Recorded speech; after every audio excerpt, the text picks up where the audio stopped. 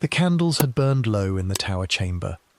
February air pressed against the stone, and frost crept along the narrow windows like slow lace. She was 17, or perhaps 18, no one at court could agree. Her small hands trembled as she practiced laying her head upon the block brought quietly to her cell that evening. A serving woman wept in the corner. The Queen did not. She whispered her prayers in the old way, the way her grandmother had taught her at Lambeth, and asked for the block again, so her final movement would be steady. Outside, the Thames ran black beneath a thin skin of ice. Somewhere below, a smith tested the edge of an axe by candlelight, and in the chapel of St. Peter ad Vincula, a fresh grave waited in the cold earth. The quiet before the fall. Good evening, and welcome. This is the Bedside Historian, and the night is very still now. The world has grown small, the way it does when the hour is late. Somewhere a clock ticks in another room. Somewhere a kettle cools on a hearth. Wherever you are listening from tonight, and whatever hour it is on your side of the dark, let the room hold you gently for a while. If it is comforting, tell the quiet where you are, a bed by a rainy window, a chair beside a lamp, a long road under strange stars, and let this old voice keep you company. Before the story begins, a small kindness is asked. A soft press of the subscribe button and a quiet like of the video helps this little candle burn a little longer and helps more sleepers find their way to it. That is all. Now let the mind soften. Let the shoulders lower. The winter of 1542 is waiting, and a young queen stands at its edge, and the tale must be told the way it truly happened, without hurry and without judgment. England in those years was a kingdom of grey stone and grey weather. London held perhaps 60,000 souls, and the River Thames was its great grey road. Boats moved on it from before first light. Wherries carried lawyers to Westminster for a penny. Barges carried wool from the wharves. Watermen shouted in a rough tongue that had its own small grammar of oaths. The bells of 100 parishes rang the hours, one after another, until the whole city sounded like a slow instrument being tuned. Above the roofs, gulls turned in the wind. Below the roofs, kitchens smelled of pottage and boiled beef, of onions and yellow saffron, of ale gone slightly sour in oaken jugs. A pound of beef could be had for a penny. A gallon of ale, the same. A serving girl earned perhaps 30 shillings in a year, and thought herself fortunate if her master paid on time. This was the England the young queen had been raised inside, though she had seen little of its labour and less of its poverty. The king who ruled it was Henry, the 8th of that name, and he had grown into a great, aching bulk of a man. He was near 51 now, and his old jousting wound in the left thigh had never truly healed. It wept beneath its bandages, and it smelt through the pomanders his gentleman carried. He could no longer mount a horse without a wooden step, and even then the effort left him red and short of breath. He wore linens changed twice a day, and shirts of fine Holland cloth that cost more than a labourer earned in half a year. Rings sank into the flesh of his fingers, and had to be cut off by his goldsmith when his hands grew too swollen. Yet he was still the king, and the sound of his cane upon a stone floor still hushed a chamber before he entered it. When he laughed, courtiers laughed. When he coughed, courtiers looked at the floor. He had married 5 times by the winter that concerns this tale. The first, Catherine of Aragon, had died some years past in the cold hall of Kimbolton, her small chapel candles guttering in the January draught. The second, Anne Boleyn, had been beheaded on the green of the Tower, a sword brought over from Calais for the purpose. The third, Jane Seymour, had died of childbed fever, and the king had wept for her in a way that surprised his own household. The fourth, Anne of Cleves, had come to him from the Low Countries with a face he did not care for, and had been quietly set aside with a manor, a pension, and the strange courtesy title of the king's dear sister. And the fifth was the girl now waiting in the Tower. She had been called the king's rose without a thorn. She had been called his jewel of womanhood. Now she was called only prisoner, and her name was scarcely spoken above a whisper in the great halls where a year before she had danced. To understand how the winter of 1542 had come to her, one must go back a little and step softly and listen. She had been born Catherine Howard, somewhere around the year 1523, though the parish books of her infancy are silent, and even her own kin could not say the exact day. Her father was Lord Edmund Howard, third son of the old Duke of Norfolk, and a third son in a great house was often little more than an ornament with debts. He wrote letters begging for offices. He wrote letters begging for coins. He kept horses he could not afford, and a table he could not stock, and he moved his growing family from one borrowed roof to another. Catherine's mother, Joyce Culpeper, died while the child was still small, and the little girl passed, as unwanted children of great families often did in that century, into the keeping of a relative. That relative was Agnes Tilney, the Dowager Duchess of Norfolk, and it is inside her houses that the true story of Catherine Howard begins. The Dowager kept two great households in those years, one at Lambeth on the south bank of the Thames, and one at Chesworth in Sussex. Both were noisy, crowded places, half fortress and half boarding school. Poor cousins slept in wide chambers under low-beamed ceilings. Waiting gentlewomen shared beds with chamberers. Musicians came and went. Chaplains muttered morning prayers over cups of small beer.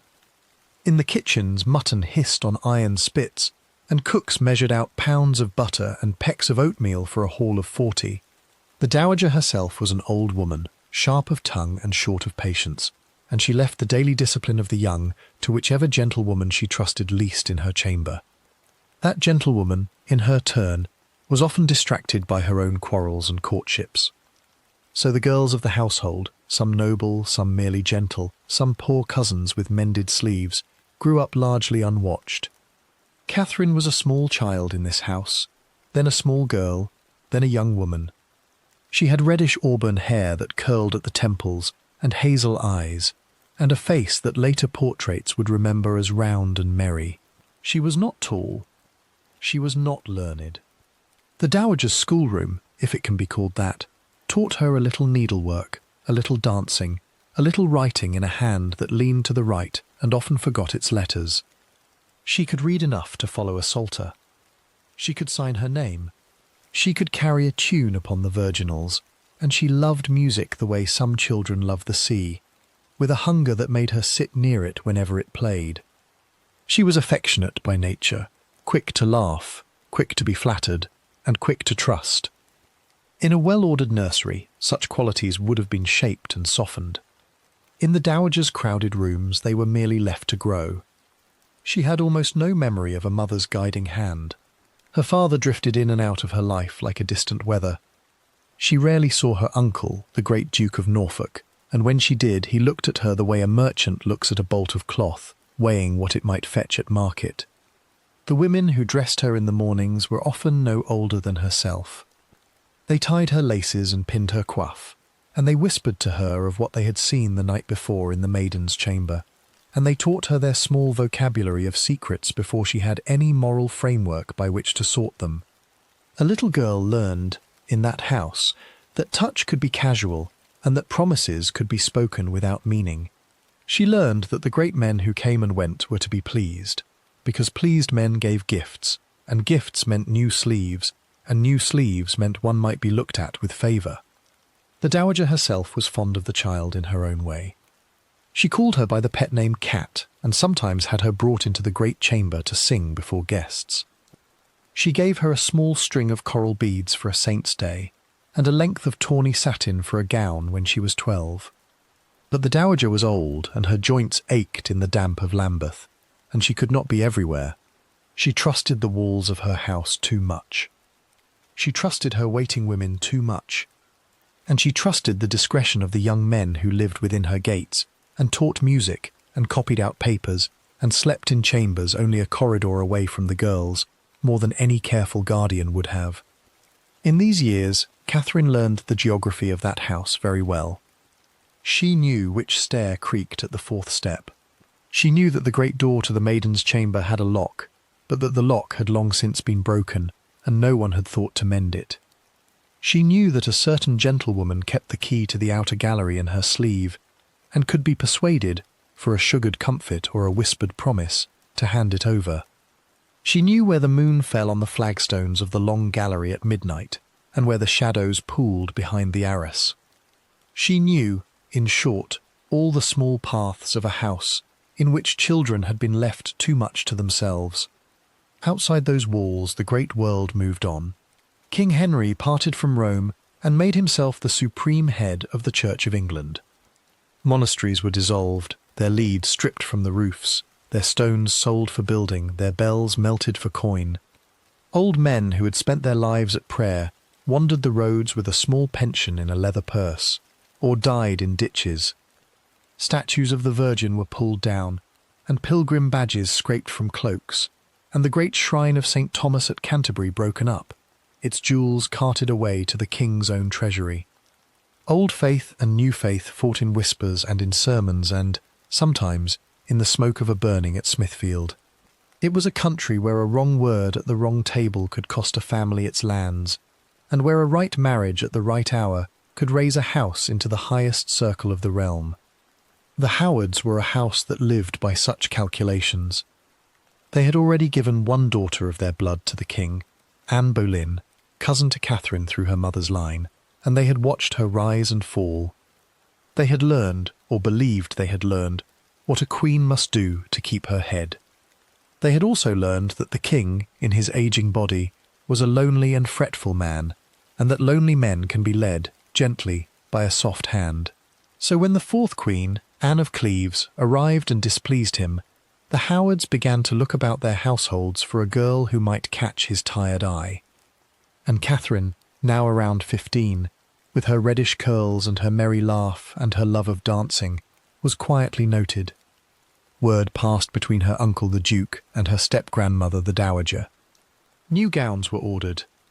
A place was found for her at court, in the household of the very queen she would eventually replace. She left Lambeth in the summer of 1539, or thereabouts. The Thames was full of small craft that season, and the barge that carried her downstream was hung with a plain cloth against the sun. She had a chest of clothes, a rosary of jet beads, a little book of hours she could barely read, and a heart that had never been taught to guard itself. She did not know, as the boatmen bent to their oars, that behind her in the crowded chambers of the Dowager's house she was leaving witnesses. She did not know that a music master who had once touched her, and a young gentleman who had once called her his wife in the dark, and half a dozen sleepy girls who had heard whispers through curtains, would one day be gathered up and questioned. She did not know that every laugh and every promise, and every unlocked door in that house had been quietly written into the ledger of her fate. She only knew that she was going to court. She sat straight upon the barge seat and watched the London wharves slide past, and felt, for the first time in her short life, that she mattered. The great grey city rose on either bank, its church towers pale against a summer sky. The bells of St. Mary Overy rang the hour as she passed.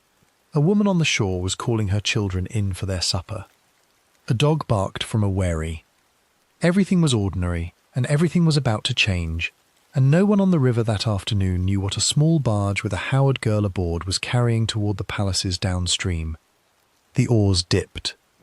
The water parted, and somewhere ahead, at the great gate of a royal house, a king with a bandaged leg and a lonely heart was already being told that a new girl had come. A Child of Lambeth. The Lambeth house of the Dowager Duchess of Norfolk stood on the south bank of the Thames, a little downstream from the Archbishop's palace. It was a rambling place of red brick and blackened timber, added to in one generation and patched in the next. A great hall lay at the heart of it. A chapel stood at its eastern end. A long gallery ran above the courtyard, its windows glazed with small greenish panes that turned the sunlight into a kind of pond water. Behind the house lay orchards of apple and pear, and a kitchen garden with beds of leek and cabbage and coarse herbs. A wooden landing stage jutted into the river, so that the Dowager, when her room allowed, might step into her private barge and be rowed to Westminster or to court. Into this house the small girl called Cat had come, some years before, in a plain woolen gown and a linen coif. She had been placed in the care of the Dowager because there was nowhere else to place her, Her father had gone abroad on some borrowed office. Her stepmother had troubles of her own. Her brothers were being tutored elsewhere. And a child of the Howard blood could not simply be left in an inn, so the girl was passed from hand to hand, up the wide oak stair, and into the wide chamber at the top of the house, where the maidens of the household slept in a row of beds, 6 or 7 abreast, under a low-beamed ceiling that groaned in the winter wind. She was perhaps 10 years old when she came. She was perhaps 11. The parish books did not follow her, and the dowager did not keep close count. In that house the seasons were measured not by birthdays but by the great feasts of the church: Candlemas, Lady Day, Michaelmas, All Souls, Christmas. A girl grew from one Christmas to the next. She grew out of a gown. She was given the gown of an older cousin who had grown taller. The sleeves were let down. The hem was let out. The girl went on. The dowager herself was already an old woman by then. Her hair, white as flax, was hidden beneath a widow's hood of black velvet. Her hands were knotted at the knuckles. She kept a small dog upon her lap, and a cup of warmed hippocras at her elbow, and a piece of ginger to chew when the wind was cold. She loved sweet things. She kept a cupboard of comfits and marchpane in her privy chamber, and she sometimes gave the child Catherine a candied violet or a piece of sugared quince, and patted her cheek, and forgot her again for a fortnight. She was not a cruel woman. She was only tired and rich and half deaf, and she believed the walls of her house would raise her wards for her. The house rose at 5 in the winter, and at 4 in the summer. A bell rang above the buttery. The kitchen chimneys smoked before dawn. In the great hearth of the Maidens' chamber, a servant lit fresh billets of birch, and the smoke curled up beneath the beams. The girls rose in their linen shifts, and knelt on the boards, and said a short prayer to the Virgin, though the new religion frowned upon such prayers now, and no one told the dowager, and the dowager did not ask. Then they dressed. A kirtle of coarse worsted for the plainer days, of tawny satin for the finer, a petticoat of red flannel against the cold, sleeves pinned on at the shoulder, a partlet at the throat, a French hood or a plain linen coif, according to rank, stockings of knitted wool, gartered at the knee with a narrow ribbon, shoes of black leather, worn thin at the heel. They broke their fast in the great hall on manchet bread and small beer, with sometimes a herring from the barrel, sometimes a cold slice of pork. The dowager took her own breakfast in her chamber, on white bread and butter, with a cup of Malmsey wine warmed by the fire. The girls ate quickly and quietly, and were then set to work. There were stitcheries to be done, plain hemming, and the mending of household linen, and the slow embroidery of a cushion cover for the chapel. There were psalters to be read aloud, one girl at a time, while the others sewed. There was a lesson upon the virginals, or upon the lute if the master had come that day. There was, sometimes, an hour of dance, taught in the long gallery when the weather was foul, taught in the orchard when the weather was fair. Catherine loved the dance above all things. Her feet learned it quickly. She could turn beneath the master's hand without treading upon her hem. She could keep the beat of a pavane and lift her skirt with 2 fingers for a galliard. She was not tall, but she was quick, and she smiled when she danced, and grown men who passed through the gallery upon errands stopped a moment to watch her. This did not go unnoticed. A gentlewoman named Mary Lascelles, who kept some order in the chamber, said once that the child was too free with her merriment. But Mary Lascelles was not liked, and the dowager waved her complaint away with a lace handkerchief, and gave Catherine a sugared almond for her supper. The house was full of people, and yet no one seemed to be in charge. There was a steward who kept the accounts, a clerk of the kitchen who scolded the cooks, a chaplain who read morning prayer, and a pair of gentlewomen who slept in the outer chamber near the dowager. There were chamberers, and laundresses, and stable boys, and a keeper of the barge. There were poor relations who came to dine and lingered a month.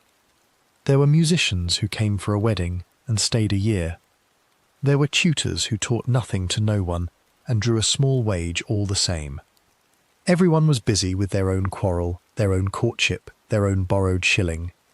The children were not so much watched as counted, morning and night, like sheep coming back from a hill. The maiden's chamber lay at the top of the west stair. Its floor was strewn with rushes and dried lavender, changed in the spring and again in the autumn.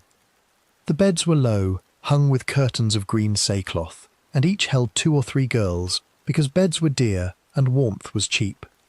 Catherine shared a bed with a Howard cousin at first, and then, as she grew, with a girl named Catherine Tilney, and later with Alice Restwold. They lay head to foot in the winter, for warmth. They plaited each other's hair before sleep. They whispered when the candles were out.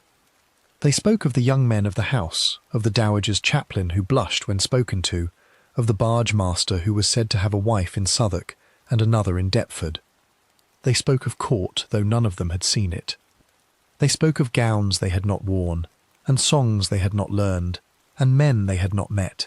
The door of that chamber had a lock, but the lock had failed one Michaelmas, and had not been mended by Candlemas, and by the following spring no one bothered to speak of it any longer. In the great houses of England in those years, this was not so strange. A lock was a shilling's work for a smith. A shilling was a serving girl's week of wages. If the dowager did not order it, no one would spend it. And the dowager, sitting by her hearth with her small dog and her cup of wine, did not think of the door at the top of the west stair. Below stairs, the kitchen ran to its own clock. The cooks kneaded bread at 3 in the morning, and the loaves rose in wooden troughs by 4, and the ovens smoked from before dawn. There were coppers full of pottage, thick with barley and pulses. There were spits of mutton turning by a small boy who slept sitting up. There were hens hung by their feet from a beam, plucked and dressed by a woman with red hands. The kitchen smelled of onion, of tallow, of wood smoke, of blood, of sweet cinnamon when a cake was made for the dowager, of sour milk when the churn had gone wrong. A cook was paid £3 a year. A scullion, 13 shillings. A boy who turned the spit slept in the ashes. The house drank ale by the hogshead. 54 gallons at a time, brewed weekly in the small brew-house behind the stables. Small beer for the servants. Stronger ale for the gentle. Wine, French and Rhenish, for the dowager and her guests, poured from stoneware jugs into pewter cups. In Lent, the house ate saltfish, and the whole place smelled of it for weeks. In Advent, it fasted lightly and prayed for a mild winter. On Christmas Day, it feasted, and the dowager wore her second-best hood and gave each of her wards a small purse with 2 shillings in it, and Catherine spent her share upon a length of ribbon for her hair. There was a chapel in the east wing, small and low, with a whitewashed wall and a plain wooden cross. The old crucifix had been taken down that year on the king's order. The little painted saints in the niches had gone with it. The chapel felt bare afterwards, like a room after a death. The chaplain read the new prayers in a hesitant voice, glancing sometimes at the door, for the times were uncertain and a wrong word could send a man to Smithfield. Catherine knelt in her place and folded her hands and thought, most often, of other things. She was not devout. Few in that house were. Their religion was the religion of the season and the household, a candle at Candlemas, a fast in Lent, a pilgrim's coin dropped in a box when a pedlar passed by, a prayer to St. Anne for a toothache. It was the old faith worn thin, patched with the new, kept mostly out of habit. The child grew inside this loose weave. She learned that a smile could earn a comfit. She learned that a compliment could earn a ribbon.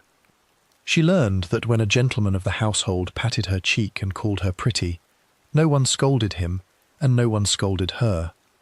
She learned that some of the older girls were kissed in the gallery by young men who came for the lute lesson, and that when the older girls giggled about it in bed, no one at breakfast rebuked them.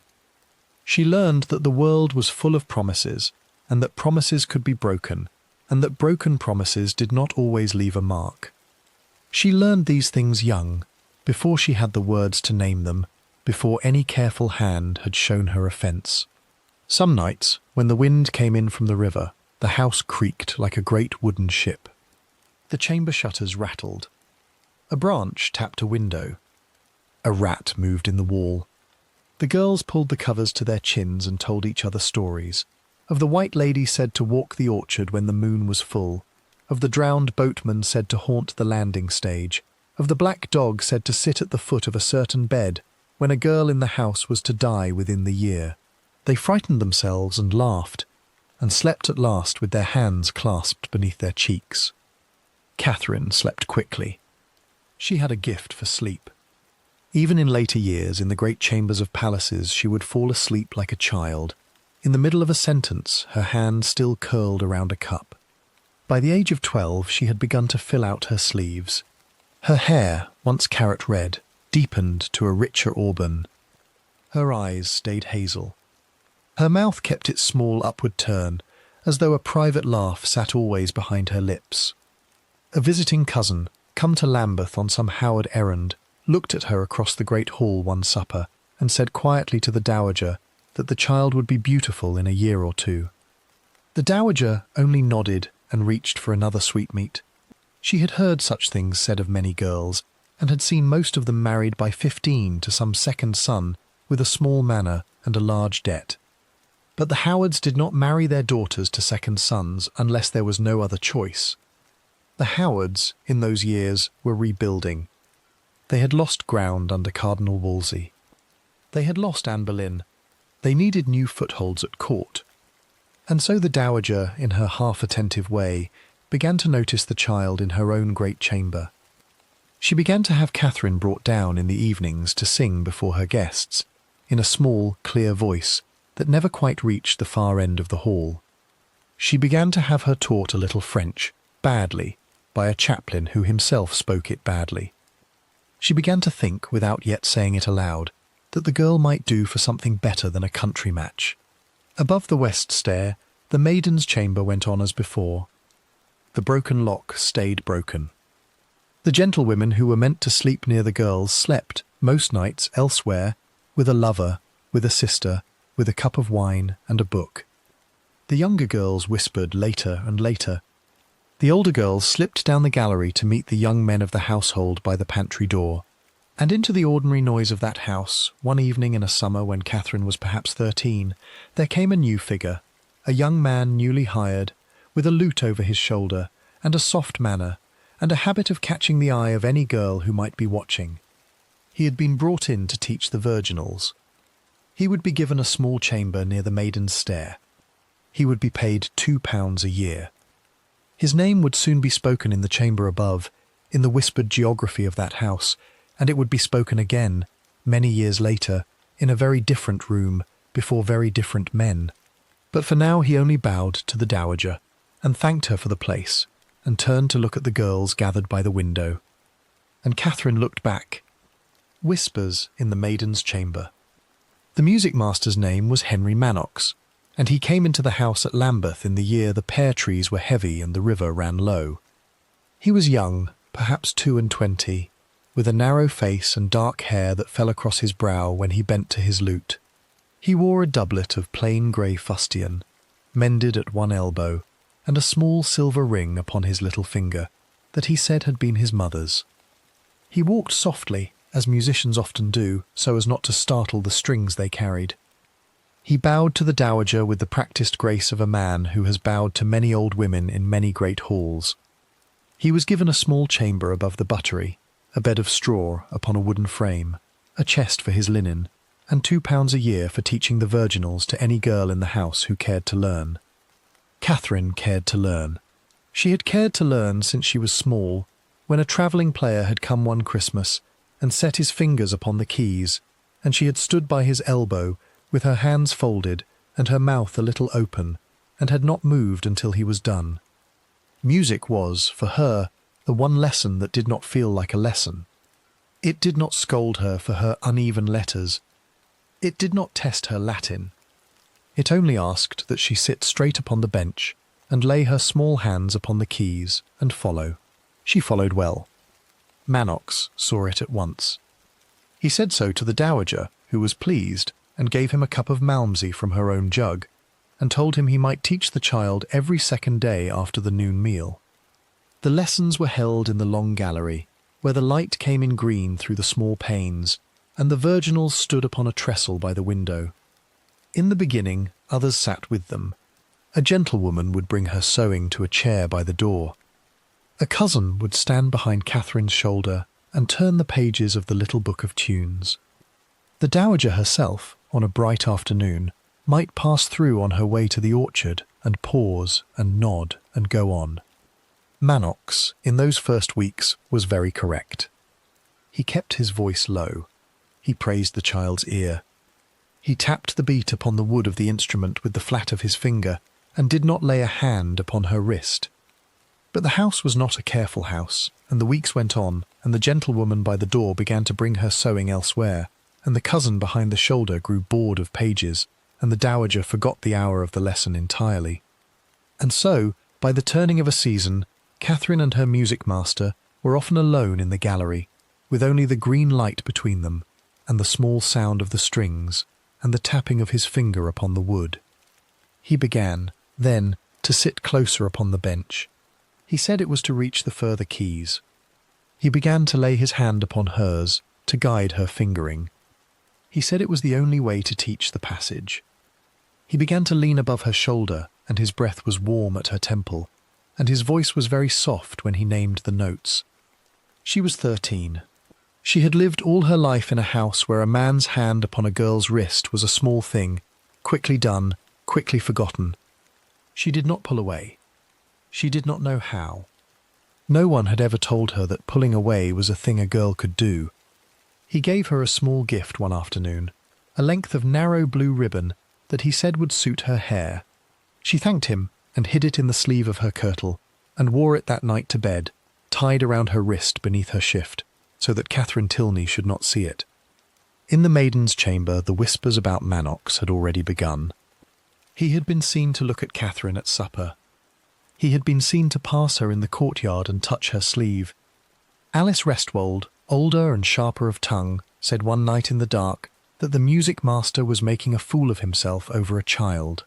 Catherine Tilney said Catherine was making a fool of herself over him. Catherine, in her half of the bed, said nothing, and turned her face to the wall, and listened to the wind in the shutters.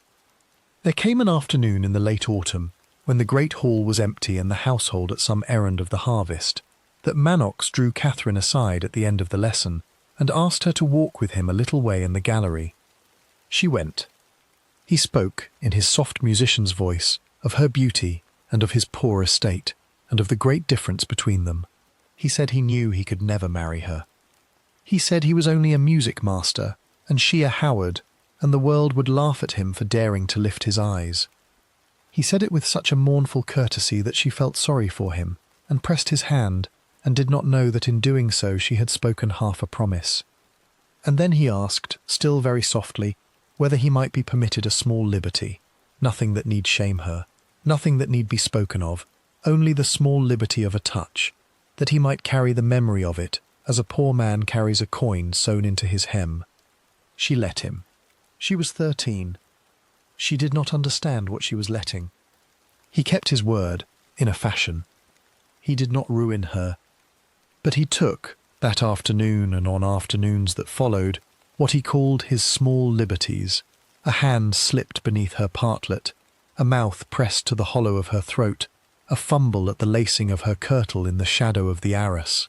And each time he told her, in his soft mournful way, that no man in the world would ever love her as he loved her, and that if she spoke of it to any living soul she would only shame herself, for the world would say she had led him on.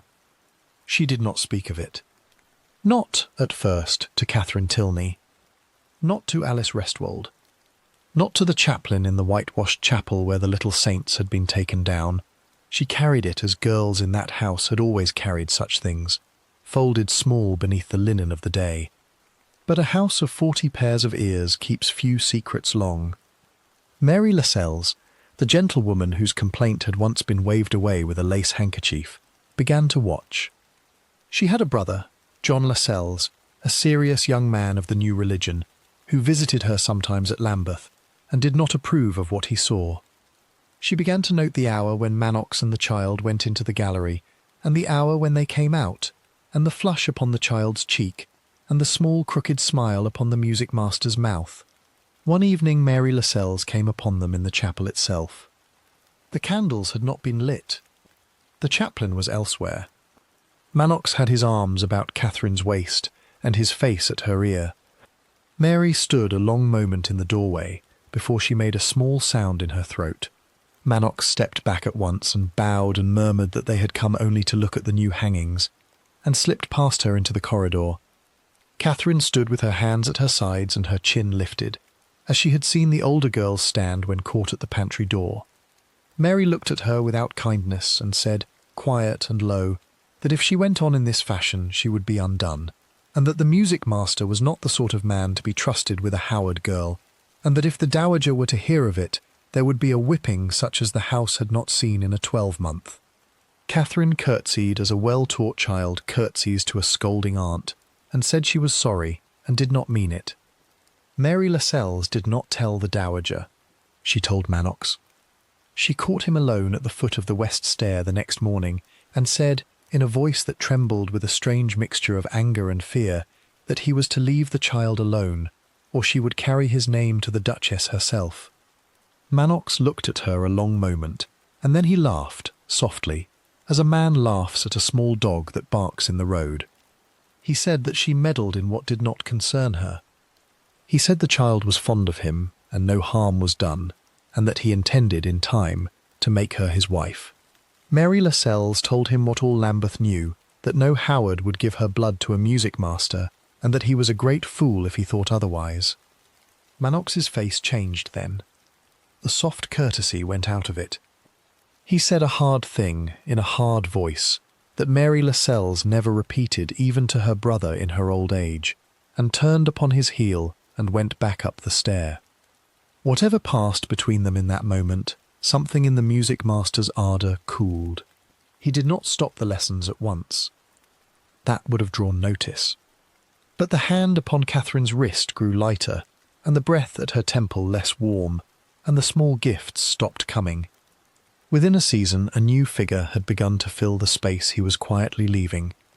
That new figure came into the house, not as a servant but as a gentleman of the household, kin at some remove to the Howards, well born enough to sit at the dowager's own table, and young enough and handsome enough to turn the head of every girl above the west stair. His name was Francis Dereham, and he wore a doublet of Murray velvet slashed with black satin, and a small gold chain at his throat, and boots of soft Spanish leather that made no sound on a stone floor. He was in his mid-20s. He rode well. He danced better. He had a merry laugh and a lute of his own, which he played less skilfully than Manox, but with far more show.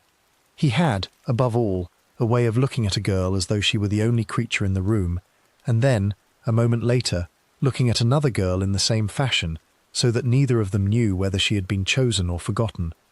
He took a room upon the same corridor as the Maidens' chamber. He was, from the first night, a friend of every young man who came up that stair by the pantry after dark. Catherine saw him first at supper, upon a St. Martin's Eve when the house was noisy with a small feast.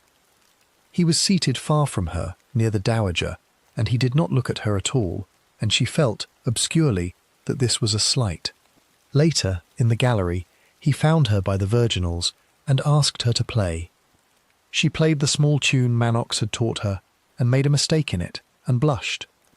Dereham said, with a courtly little bow, that it was the sweetest wrong note he had ever heard, and asked whether she would teach him the passage, for he had a poor ear and a worse hand.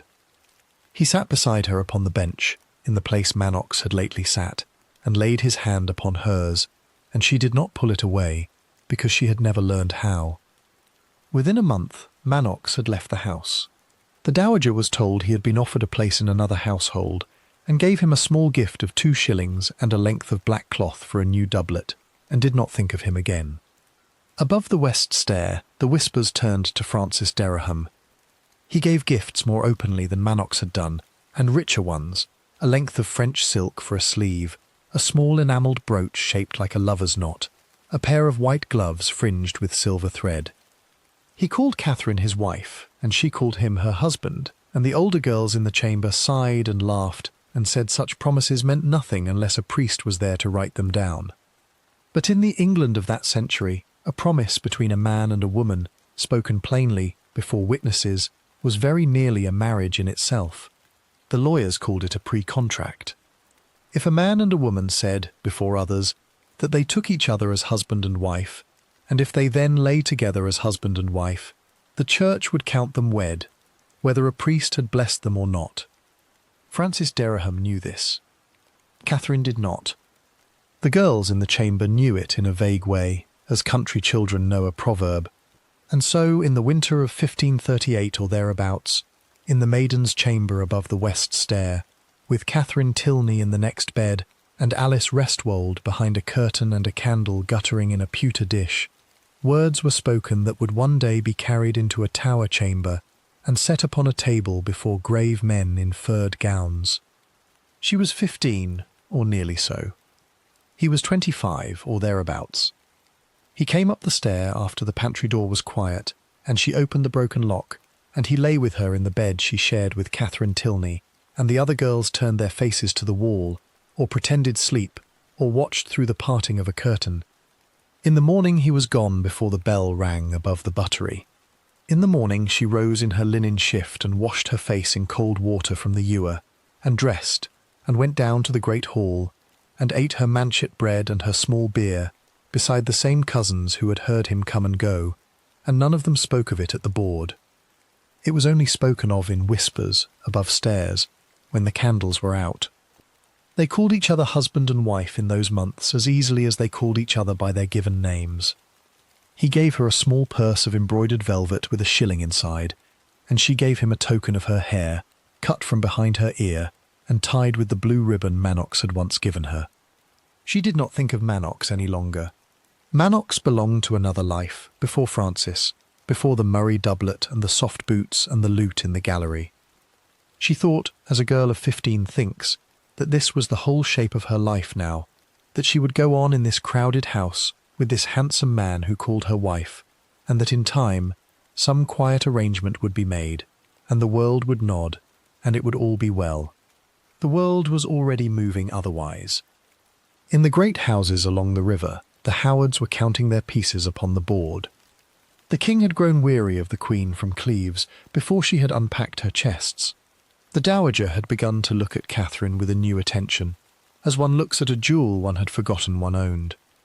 A summons would come, before the next spring was old, from the great-uncle the Duke, a summons that would take the girl out of the Maidens' chamber and set her in a French hood before a mirror in a chamber at court, and teach her how to smile at an ageing king. And Francis Dereham, sitting one evening upon the edge of her bed with his boots off and his doublet open at the throat, would not yet know that he was already, in the ledger of her fate, a debt that had been quietly written down. But that was not yet. That was for another season. On the night this chapter closes, the house at Lambeth was quiet. The wind had dropped. The river beyond the landing stage lay black and still. In the Maidens' chamber above the west stair, a candle burned low in a pewter dish, and a broken lock did not turn, and a girl of 15 lay with her hand curled beneath her cheek, and her breath slow and even. She did not dream of scaffolds. She did not dream of a folded note slipped into a king's pew. She dreamed, if she dreamed at all, of a blue ribbon and a lute, and a hand upon her wrist showing her the way to the further keys. Francis Dereham's promise.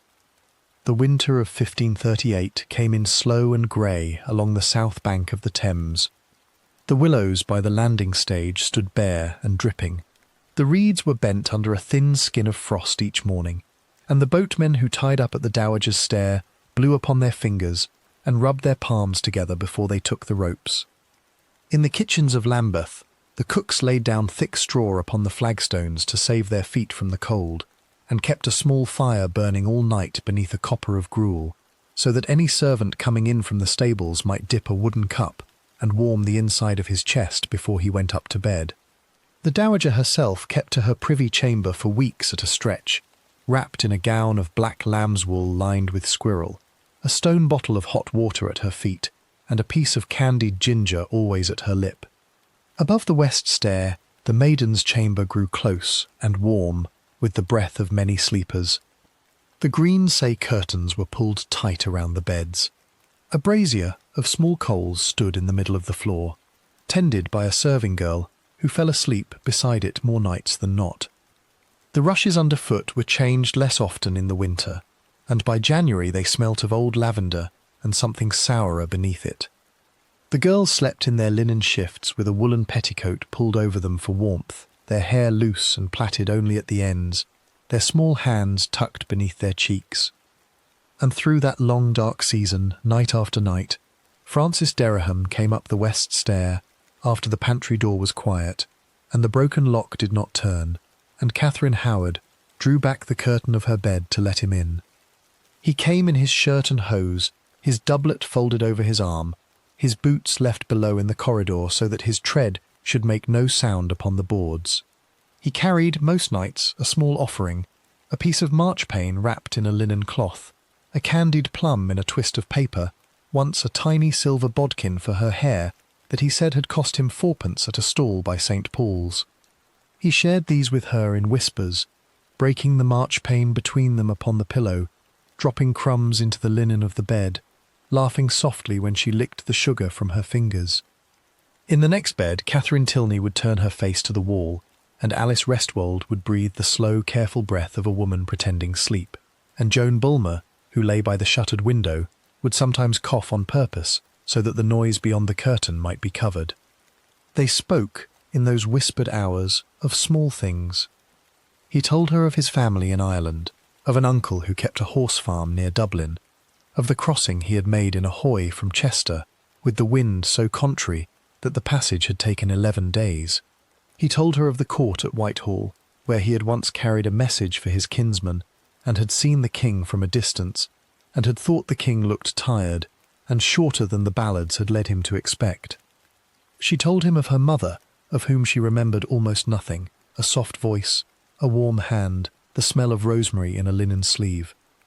She told him of her father, from whom no letter had come that year, though she wrote a careful one to him each quarter, and paid a serving man 2p to carry it to whatever inn he was last known to lodge at.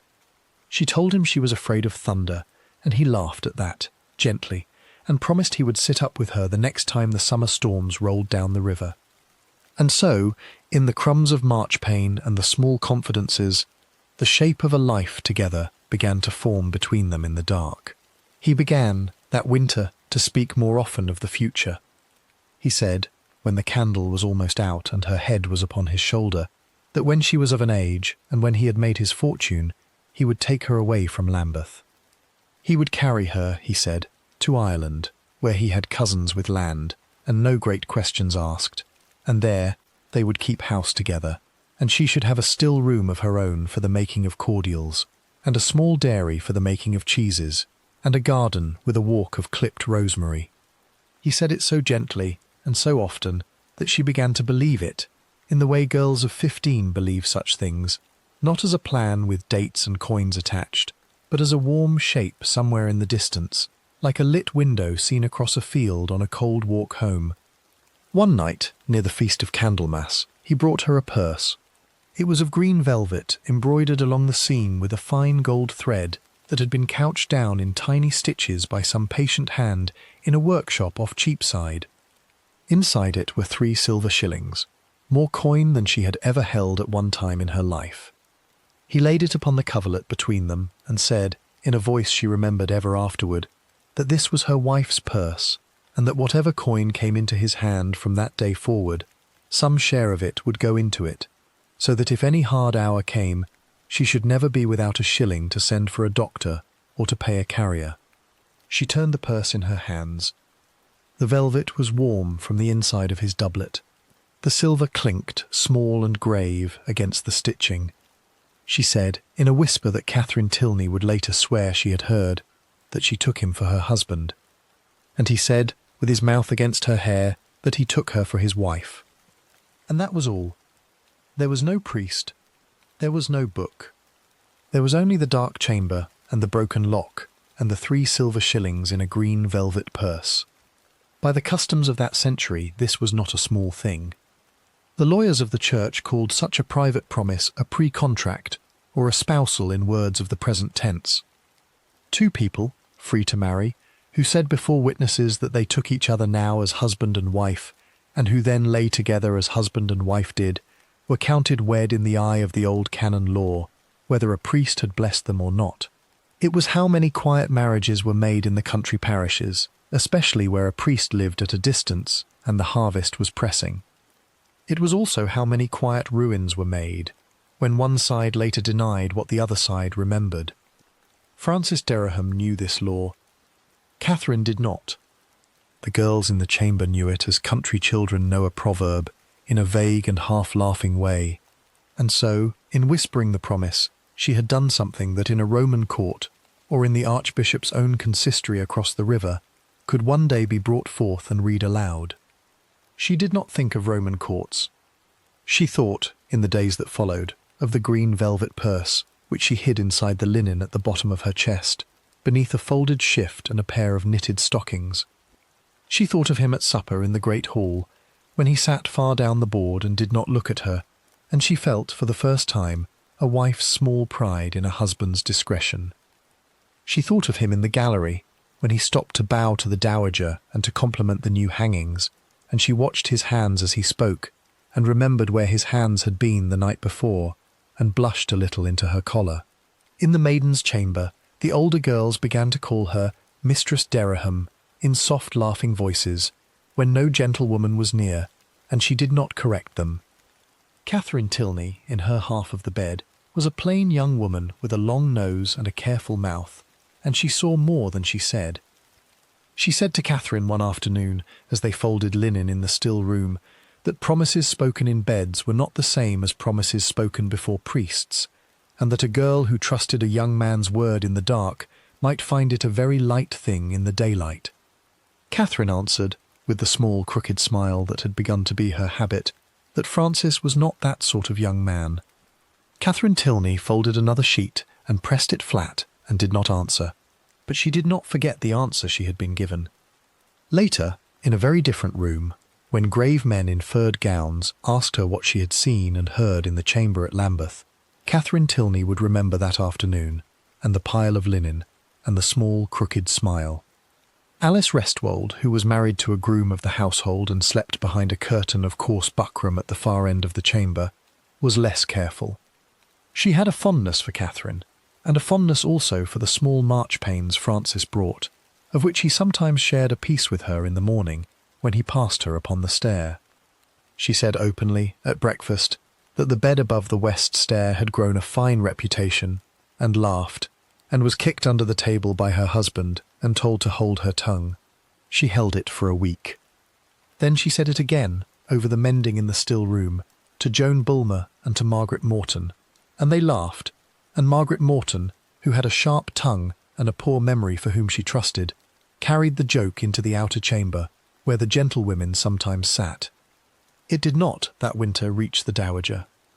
The gentlewoman who heard it was a young one, newly come, who did not yet know how much or how little the great old woman wished to be told, and who was afraid of being blamed for the telling. She kept the whisper to herself, but she looked at Catherine when she passed her in the corridor with a new and careful curiosity, and Catherine felt it, as a young animal feels a change in the wind, and did not know what to make of it. Francis, meanwhile, was making his own quiet plans. He had begun to speak of a voyage. There was, he said, a chance of a place with a merchant kinsman who traded out of Dublin and Cork, buying up hides and salt beef and coarse Irish cloth, and selling them in the small ports of France. If he could gather a stake of £10, or perhaps 12, he might come in as a junior partner, and in 3 or 4 years, if the seas were kind, he might come back with £50 to his name, which was a sum on which a gentleman might set up a small household in the country and keep a wife in decent linen. He told her all this by candlelight, sitting cross-legged upon the bed with a piece of marchpane in one hand, drawing the shape of the Irish coast upon the coverlet with the point of his finger. She listened as a girl listens who has never seen the sea. Her only picture of Ireland was a green place with soft rain and many cousins. She said she would wait for him. He kissed her, and said he would not be long, and that when he came back he would have a horse of his own, and a cloak lined with fur, and a small silver whistle to call his dogs. They laid down together, that winter, before the church accepted their bond, upon money already in his purse, upon a stake not yet gathered, upon a life not yet built. She gave him, in those months, a lock of her hair tied with the blue ribbon that had once been Manox's. She gave him a small handkerchief she had hemmed herself, poorly, with her name stitched in red thread at the corner. She gave him a shirt she had washed with her own hands in the ewer of her chamber, so that it should smell, when he wore it, of the rose water she used upon her linen. He kept these things in a small chest at the foot of his bed, wrapped in a piece of green silk, and told her, on a night when the frost was hard upon the shutters, that if he died at sea, she should have them back, and she should burn them, and she should marry another man who would be kind to her, and she should not weep too long. She did weep then. She wept for the shape of a death that had not happened, and for the shape of a parting that had not yet come, and for the small warm shape of a life she thought she had been promised. He held her against his shoulder and let her weep, and said nothing for a long while, and then said only that she was to keep the green velvet purse close, and that if any hard hour came, she was to send word to his kinsman in Southwark, who would know how to reach him wherever the sea had carried him. She promised. She promised many things that winter. Some of them she would keep. Some she would forget.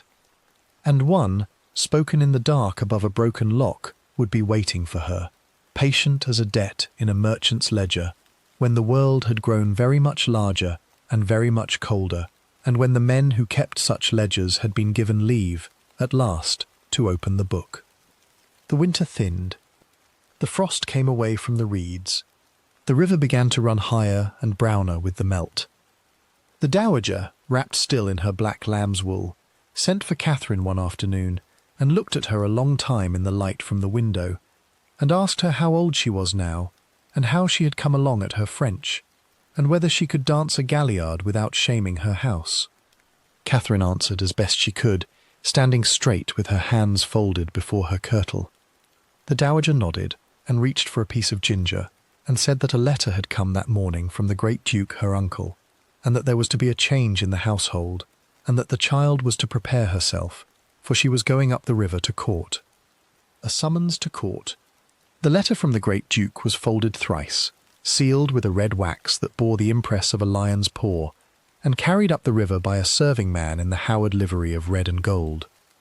It was read to the dowager by her clerk, for her own eyes had begun to fail her that spring, and she sat very still in her chair by the window while the words were spoken aloud. The king, the letter said, was making a new household for the lady who was coming from Cleves. Places were being sought for young gentlewomen of good blood. 6 maids of honour would be chosen. Bed and board would be given, and a small wage of £10 by the year, and a livery of black velvet for the great feasts. Her Grace the Duchess was asked, in the Duke's own careful hand, whether she had a girl in her keeping who might do credit to the Howard name in such a place. The clerk laid the letter down. The dowager tapped the arm of her chair with one gnarled finger, once, twice, and then said very quietly that they should send for the child. Catherine was fetched from the still room, where she had been laying out early lavender upon a linen cloth. Her sleeves were pushed to the elbow, and her fingers smelt of the small blue flowers. She came into the great chamber in her plain kirtle of tawny worsted, and she made a small curtsy, and she stood by the door with her hands folded before her, as she had been taught. The dowager looked at her a long moment in the green window light. Then she said, in her thin, dry voice, that the child was to go up to court, and that there was to be no weeping and no fuss about it, and that she was to remember whose blood ran in her veins, and to hold her tongue among strangers until she had learned who among them was worth speaking to. Catherine curtsied again. She did not weep. Her heart, small and quick beneath her partlet, had begun to beat as it beat when the master of dance called her out for a galliard before company. There was, in the weeks that followed, a great turning out of chests. The dowager gave her clerk £20 in a leather bag, and sent a serving woman across the river to Cheapside with a list. The list was long. It named 6 ells of tawny satin for a gown, and 4 ells of black velvet for a second, and a dozen ells of fine Holland cloth for shifts and smocks. It named russet worsted for a riding kirtle, and green damask for a petticoat, and yellow buckram for the stiffening of a bodice. It named a French hood of black taffeta upon a wire frame, with an edging of gold billament worth 12 shillings, and a second hood of white for the summer. It named 2 pairs of sleeves that might be pinned on, one of crimson silk, one of tawny with small pearls set upon the seams. It named stockings of knitted worsted, and a pair of the new knitted silk in white for great occasions. It named shoes of black Spanish leather with small cork heels, and patterns of wood to slip over them in the mud of the palace yards. The Cheapside seamstress came herself to Lambeth for the fittings. She was a lean woman with a mouth full of pins, and she stood Catherine upon a low wooden stool in the long gallery, and turned her by the shoulders as one turns a lamb at market. She let out a seam here and pulled in a seam there. She said the child had a good waist for a French bodice, and a fair carriage, and that the tawny satin would suit her colouring better than the black. She measured the crown of the head for the wire of the hood, and pressed the frame gently to the temples, and showed her how to tilt it just so, an inch back from the hairline, so that a fringe of the auburn hair might show at the front. Catherine stood very still. She had never had so many stitches taken for her own body alone. She had never worn satin cut to her own measure. She looked down at the crimson sleeves laid across a stool, and she thought that the girl who had run in a plain worsted kirtle in the orchard the summer before was already, somehow, another child. There were other lessons that spring besides the fitting of gowns. A gentlewoman of the dowager's household, a widow named Mistress Stonor, who had once served the Queen Catherine of Aragon in a small capacity, was set to teach the child what she called the manners of a great chamber. Mistress Stonor was a spare woman with a straight back and cold hands, and she made Catherine walk the length of the long gallery a dozen times each morning with a small book of prayers balanced upon her head, so that her chin should stay lifted and her steps be even. She made her practice the low curtsy to a king, the middle curtsy to a queen, the small courteous inclination to a lord or a lady of the great families. She made her practice the passing of a cup, the receiving of a glove, the taking of a message with the head slightly bent so that the hair should not catch the light. She made her practice silence, which she said was the hardest of all the accomplishments, and the one most often neglected in girls of great houses. She taught her also a little French, badly. She said the Queen coming out of Cleves spoke no English and only a little French of the Low Countries, and that any maid who could offer even 3 phrases in a courtly tongue would be marked for kindness. So Catherine sat by the window in the afternoons and repeated after Mistress Stonor the small, careful phrases, "Madame, s'il vous plaît, je vous remercie," and "How do you do this day?" and "Pray sit near the fire, my lady, for the wind is cold." Her accent was small and uncertain. Mistress Stonor sighed often, and pressed her lips together, and said the Queen would forgive her a great deal, being herself a stranger to the tongue. There was one lesson that the widow did not name in words. She taught it only by her manner, and by the small glances she gave the child when she thought Catherine did not see. She taught her that a maid at court was watched, that every step in a gallery was counted by someone, that every letter received was noted by someone, that a smile given to the wrong gentleman at the wrong table could be carried, by nightfall, into 3 chambers where it would be turned over and weighed. She said, once, sitting by the fire with a piece of embroidery in her lap, that a girl at court had 2 hearts. One that she kept behind her partlet, warm and private, for God and her own kin, and one that she showed to the world, cool and smooth as a well-polished glass, in which every man might see only his own face reflected back at him. Catherine listened. She did not understand it then. She thought Mistress Stonor was speaking in a proverb, as old women often did. She would understand it, in fragments, in the years that came. Francis Dereham heard of the summons within a week. He came to her that same night, up the west stair, his boots left below in the corridor as always, and he sat upon the edge of the bed with his hands clenched in his lap, and would not meet her eye. He said at last that he had thought there would be more time. He said at last that he had not yet gathered his stake for the Irish voyage. He said at last that he was afraid that the court, being what it was, would take her from him. She laid her hand upon his sleeve and said, in a small brave voice, that she was his wife, and that no palace could unmake what had been said in the dark, and that she would keep the green velvet purse close in the bottom of her chest, and think of him at the ringing of every bell. He kissed her hand. He kissed her hair. He said, in a rough voice she had not heard him use before, that he would gather his stake within the year, and come to her wherever she was, and that if any lord at court laid so much as a finger upon her sleeve, he would answer for it with his life. She hushed him. She said no lord at court would trouble himself over a small Howard maid without a portion. She said it, and she believed it, and he wanted to believe it, and they lay a while in the dark without speaking, and then he went away down the corridor in his stocking feet, and she did not know it, but she would never lie in that bed with him again. She went up the river on a morning of thin sun in the last week of Advent, in the year 1539. The dowager's own barge carried her, hung this time with a cloth of red serge, 6 watermen at the oars in red caps. Her chest of gowns was strapped in the middle of the barge, and a smaller chest of linens beside it, and upon the smaller chest sat Mistress Stonor with a book of prayers in her lap. Catherine sat upon a cushion in the stern, wrapped in a cloak of fine grey wool lined with rabbit, a small muff of the same fur upon her hands. The river was crowded that morning. Wherries carried lawyers to Westminster for their penny fare. A great tilt boat swept past with a bishop's arms upon its awning.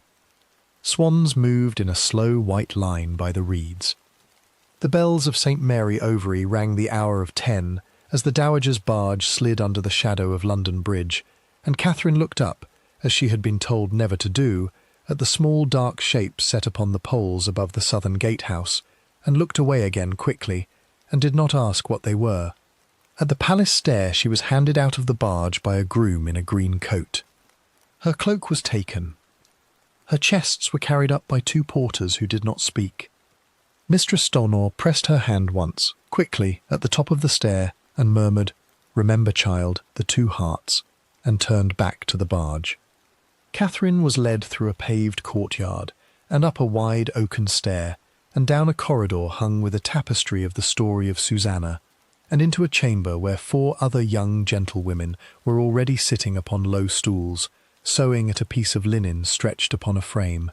They looked up when she came in. They looked at her hood, and at the fall of her tawny satin sleeve, and at the small silver bodkin in her hair. One of them smiled. 3 of them did not.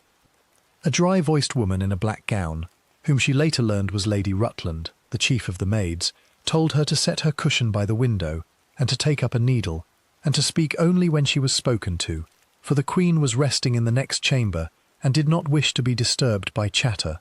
The Queen was Anne, lately come from Cleves. She was a tall young woman with a broad, pleasant face and pale hair drawn back beneath a heavy German cap of pearl and gold that sat like a small crown upon her forehead. She wore gowns cut in the fashion of her country, high at the neck and wide at the hip, of a stiffness that made her look larger than she was. She spoke almost no English. She spoke a slow, careful German and a little Dutch, and understood, at that time, no more than 3 or 4 phrases of French. She had come to a strange country in the winter, to marry a king she had never seen, and she was doing her best, and her best was very quiet. Catherine, on that first afternoon, was brought in to be presented to her. She made the low curtsy Mistress Stonor had taught her, the very lowest, kept her eyes upon the Queen's hem, and rose again slowly. She said in her small, uncertain French, "Madame, je suis à votre service." Anne of Cleves smiled at her. It was a kind smile, tired at the edges, the smile of a woman who had been smiling all morning at strangers. She reached out her large white hand and touched Catherine's cheek with the back of a finger, briefly, as an aunt might touch the cheek of a young niece. She said something in her own tongue that Catherine did not understand. The interpreter, a small dark man at her elbow, murmured that her Grace bid the young Mistress Howard welcome, and hoped she would be happy in her service. Catherine curtsied again. She backed away 3 steps, as she had been taught, and did not turn her face from the Queen until she was at the door. That night, In the maid's chamber, she lay in a narrow bed hung with green worsted, sharing it with a girl named Catherine Bassett. The chamber was smaller than the one at Lambeth, and colder, for the palace hearths were spared at night when the great chambers below were empty. She could hear, through the wall, the low sound of a lute in some further gallery, and the softer sound of a woman laughing. She thought of her chest at the foot of the bed, and of the green velvet purse inside it, beneath a folded shift. She thought of Francis, asleep now in his chamber above the buttery at Lambeth, or perhaps not asleep, perhaps sitting by his window with a cup of small beer looking down toward the river. She thought of the dowager, wrapped in her black lamb's wool, chewing her piece of ginger by the fire. She thought of Mistress Stonor's cool proverb about the two hearts, and did not yet know which of hers was which. In the great chambers below, the king had been carried in a chair to his supper. His leg had been paining him all that week, and the smell of it, beneath the pomanders his gentleman carried, was not one that any young maid in the Queen's household had yet been asked to notice. He had eaten little. He had drunk more. He had looked without pleasure at the tall, pale Queen at his right hand, and had spoken to her only through the interpreter, and had said afterwards to Sir Thomas Heneage, quietly, that she was no better to his liking than she had been in the first hour of her coming. His small tired eyes had wandered, once or twice, down the long board to the maids of honour seated in their new gowns. He had not, that night, marked any one of them, but the Howards had already sent word among their friends. And in the corridors between the Queen's chamber and the King's privy stair, more than one great man had been told, softly, that the Duke of Norfolk had a new niece at court, a small, quick, auburn-haired girl, of good blood and merry temper, and that any lord who wished to please the Duke might do well to remark upon her, if the opportunity should quietly arise. The King's rose without a thorn. The spring of 1540 came slowly along the river. The ice broke up on the Thames in the last week of February, and the wherries began to run again between Westminster and the wharves at Billingsgate. In the Queen's chamber at Greenwich, Anne of Cleves sat each morning at her embroidery frame, working a piece of green cloth with silver flowers, and she smiled her tired, kind smile at whichever maid brought her a cup of warmed hippocras or a small dish of stewed pears. She was learning her English very slowly. She could say now, in a careful voice, "Good morrow to you, and I thank you kindly, and pray sit down." She said these phrases to Catherine Howard many times that spring, and Catherine curtsied each time and answered in her small voice, and did not know that the Queen she was serving had already, in the mind of the King, been set aside. The King had begun to come more often to the Queen's chamber that Lent, though not to sit with the Queen. He came to be seen, and to nod at the ambassadors, and to sit a little while by the fire, with his bad leg upon a padded stool. He wore, in those weeks, a gown of black damask lined with sables, and a cap of black velvet with a small white feather, and a chain of gold about his neck, from which hung a single great pearl. His face was heavy. His small eyes were tired. But when he entered the chamber, the whole room rose, and the maids of honour sank in their low curtsies along the wall, and he passed among them slowly, with his cane tapping upon the boards, and he looked, sometimes, at one, and sometimes at another.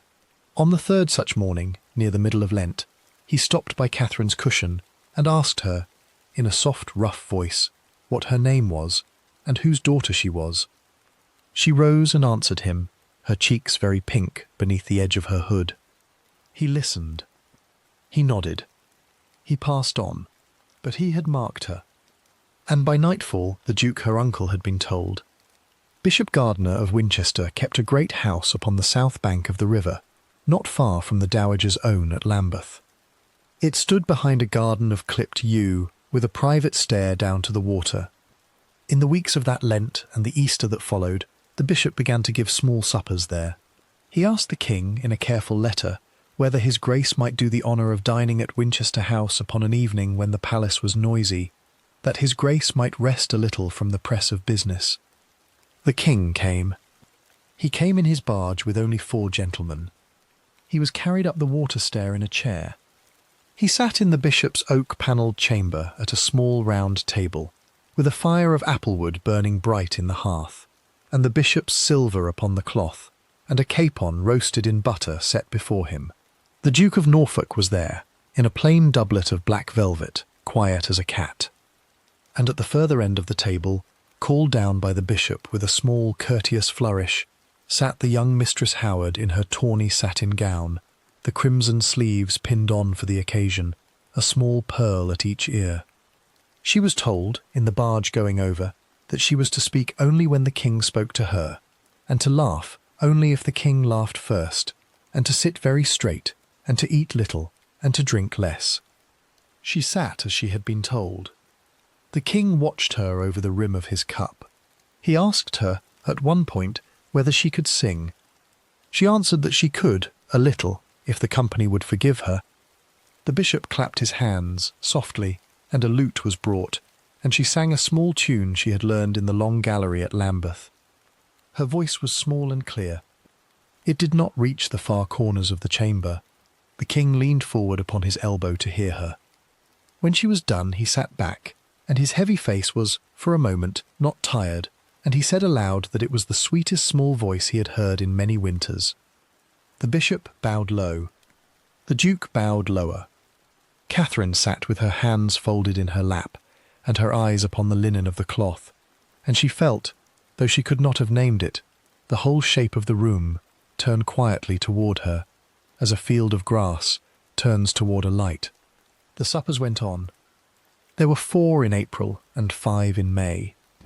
She was taught, between them, by Mistress Stonor and by 2 of her Howard aunts, how to answer the king's small pleasantries, how to praise a horse he had lately bought, how to ask after the little Prince Edward at Hampton, how to look sorry when he spoke of his leg, and pleased when he spoke of the hunt. She was taught to receive gifts with a low, quiet thanks and no giggle. And the gifts began to come. A brooch of gold set with 3 small rubies, delivered in a velvet case by a groom who bowed and would not stay. A length of French silk in a soft rose colour, folded in tissue paper. A pair of gloves of white kid, perfumed with civet, embroidered at the cuff with small pansies in coloured silks. A small book of hours bound in crimson velvet, with the king's own arms stamped upon the cover in gold leaf. She hid the book of hours at first in the bottom of her chest, beside the green velvet purse. Then, after a fortnight of thinking upon it, she took the green velvet purse out and gave it to Catherine Tilney, who was still at Lambeth, and asked her to keep it safe, for she did not wish, she said, to leave such a keepsake where careless hands might come upon it. Catherine Tilney took the purse without a word, and hid it in her own chest, and did not ask what the shillings were for. The Queen from Cleves knew nothing of the suppers at Winchester House. She sat at her embroidery frame in the mornings, and walked in the garden in the afternoons upon the arm of one of her German ladies, and she smiled her tired, kind smile at Catherine whenever Catherine brought her a cup or a folded shawl. Once, in the last week of May, the Queen took Catherine's hand in her own large white one, and pressed it, and said, in her slow, careful English, "You are a good child, my Howard." Catherine curtsied. She did not raise her eyes. She was learning, that spring, without anyone teaching her the words for it, what Mistress Stonor had meant by the 2 hearts. The King's Council met and met again. Thomas Cromwell, who had brought the Queen out of Cleves, was blamed for her by every man who wished to be blameless himself. In June he was arrested at the council table itself, his chain of office pulled from his neck, and carried to the Tower. The Queen was told, gently, that the King had a scruple of conscience concerning her marriage, and that a small commission of learned bishops would look into the matter. She wept a little. She then folded her hands and said, through her interpreter, that she was her Grace's obedient servant in all things. She had come to England to be a queen, and if she could not be a queen she would try, at least, not to be a corpse. She had heard what had happened to Anne Boleyn. She was, in her plain German way, a woman of very clear sense. The commission worked quickly. The marriage was declared no true marriage, upon the ground that the Queen had been pre-contracted long before to a Duke of Lorraine, and upon the further ground that the marriage had never been consummated, which the King swore upon his conscience was so. Anne of Cleves was made the King's dear sister. She was given the palace of Richmond and the manor of Hever, and a pension of £4,000 a year, and precedence at court above every lady save any future queen and the king's own daughters. She signed the papers with a steady hand and a small, quiet smile. She lived long after, and outlived every wife who came before her and every wife who came after, and she died at last in her own bed of a slow illness, warm and old and unbeheaded. But that is another tale for another candle. On the 28th of July, in the year of our Lord 1540, at the small palace of Oatlands in Surrey, the king was married to Catherine Howard. It was a quiet wedding. There were no cheering crowds along a river. There were no processions of bishops in copes. There was only a small chapel with a fresh painted screen, and the king in a doublet of white satin embroidered with true lovers' knots, and Catherine in a gown of silver tissue with a long open sleeve and a hood of white taffeta with pearls at the edge. The Duke of Norfolk gave her away. Bishop Bonner spoke the words. The king slipped upon her finger a ring of gold set with a great table-cut diamond, and another beside it, and another beside that. Outside the chapel window, a robin sang upon a branch of white thorn. Inside the chapel, in a small, clear voice, Catherine Howard, aged perhaps 17, took Henry VIII of England as her wedded husband, to have and to hold, for better and for worse, until death should part them. The chapel bell rang, small and thin, above the roof of Oatlands. And upon that same day, upon the green of the Tower of London, Thomas Cromwell knelt at the block and made his end, and the axe fell twice before it did its work, and the head that had guided the king through so many storms was carried away in a basket lined with black cloth. She did not know of it that day. The king had told his gentleman not to speak of it in her hearing.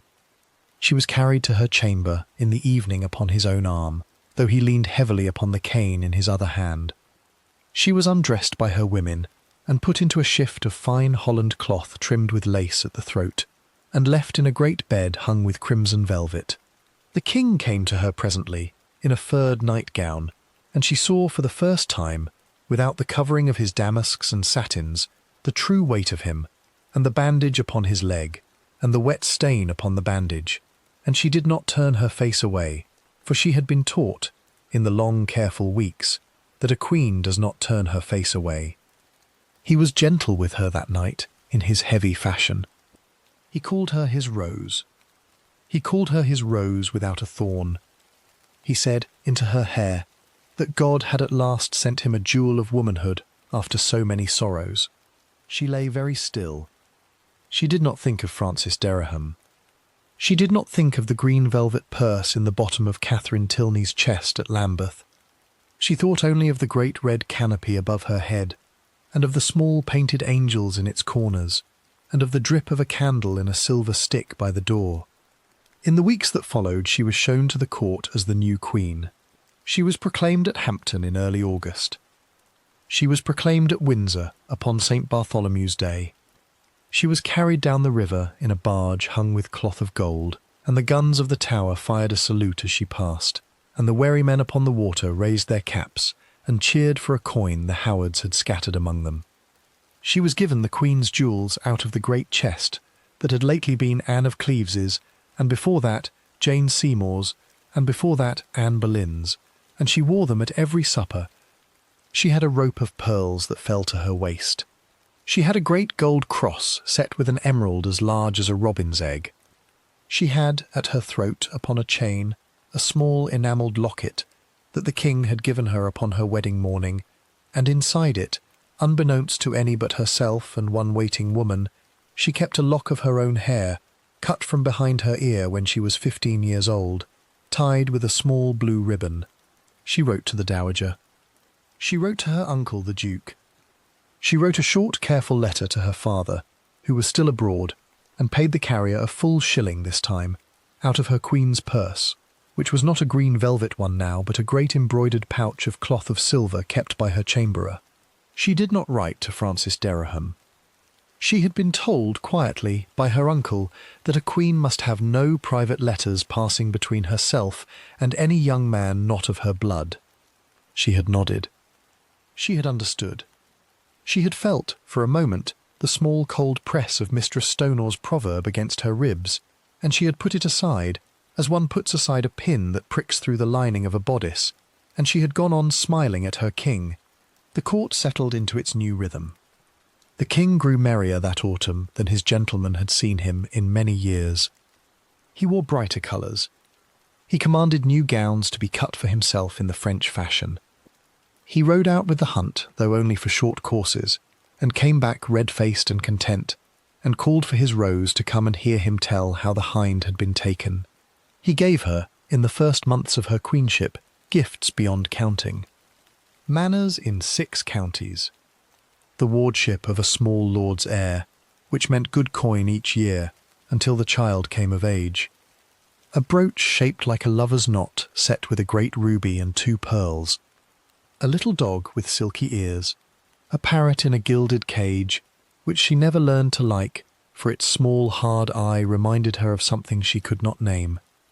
And through all this, in the small hours before she slept, she began to feel, for the first time since her wedding day, a slow, quiet unease. The court was full of eyes. Every corridor turned upon itself and looked back at her. The Howards were all about her now, uncles and aunts and cousins she had scarcely known at Lambeth, each pressing some small suit, each begging some small favour, each speaking softly of what the Queen might do for them if the Queen were kind. The king, for all his gifts, was ill more nights than he was well.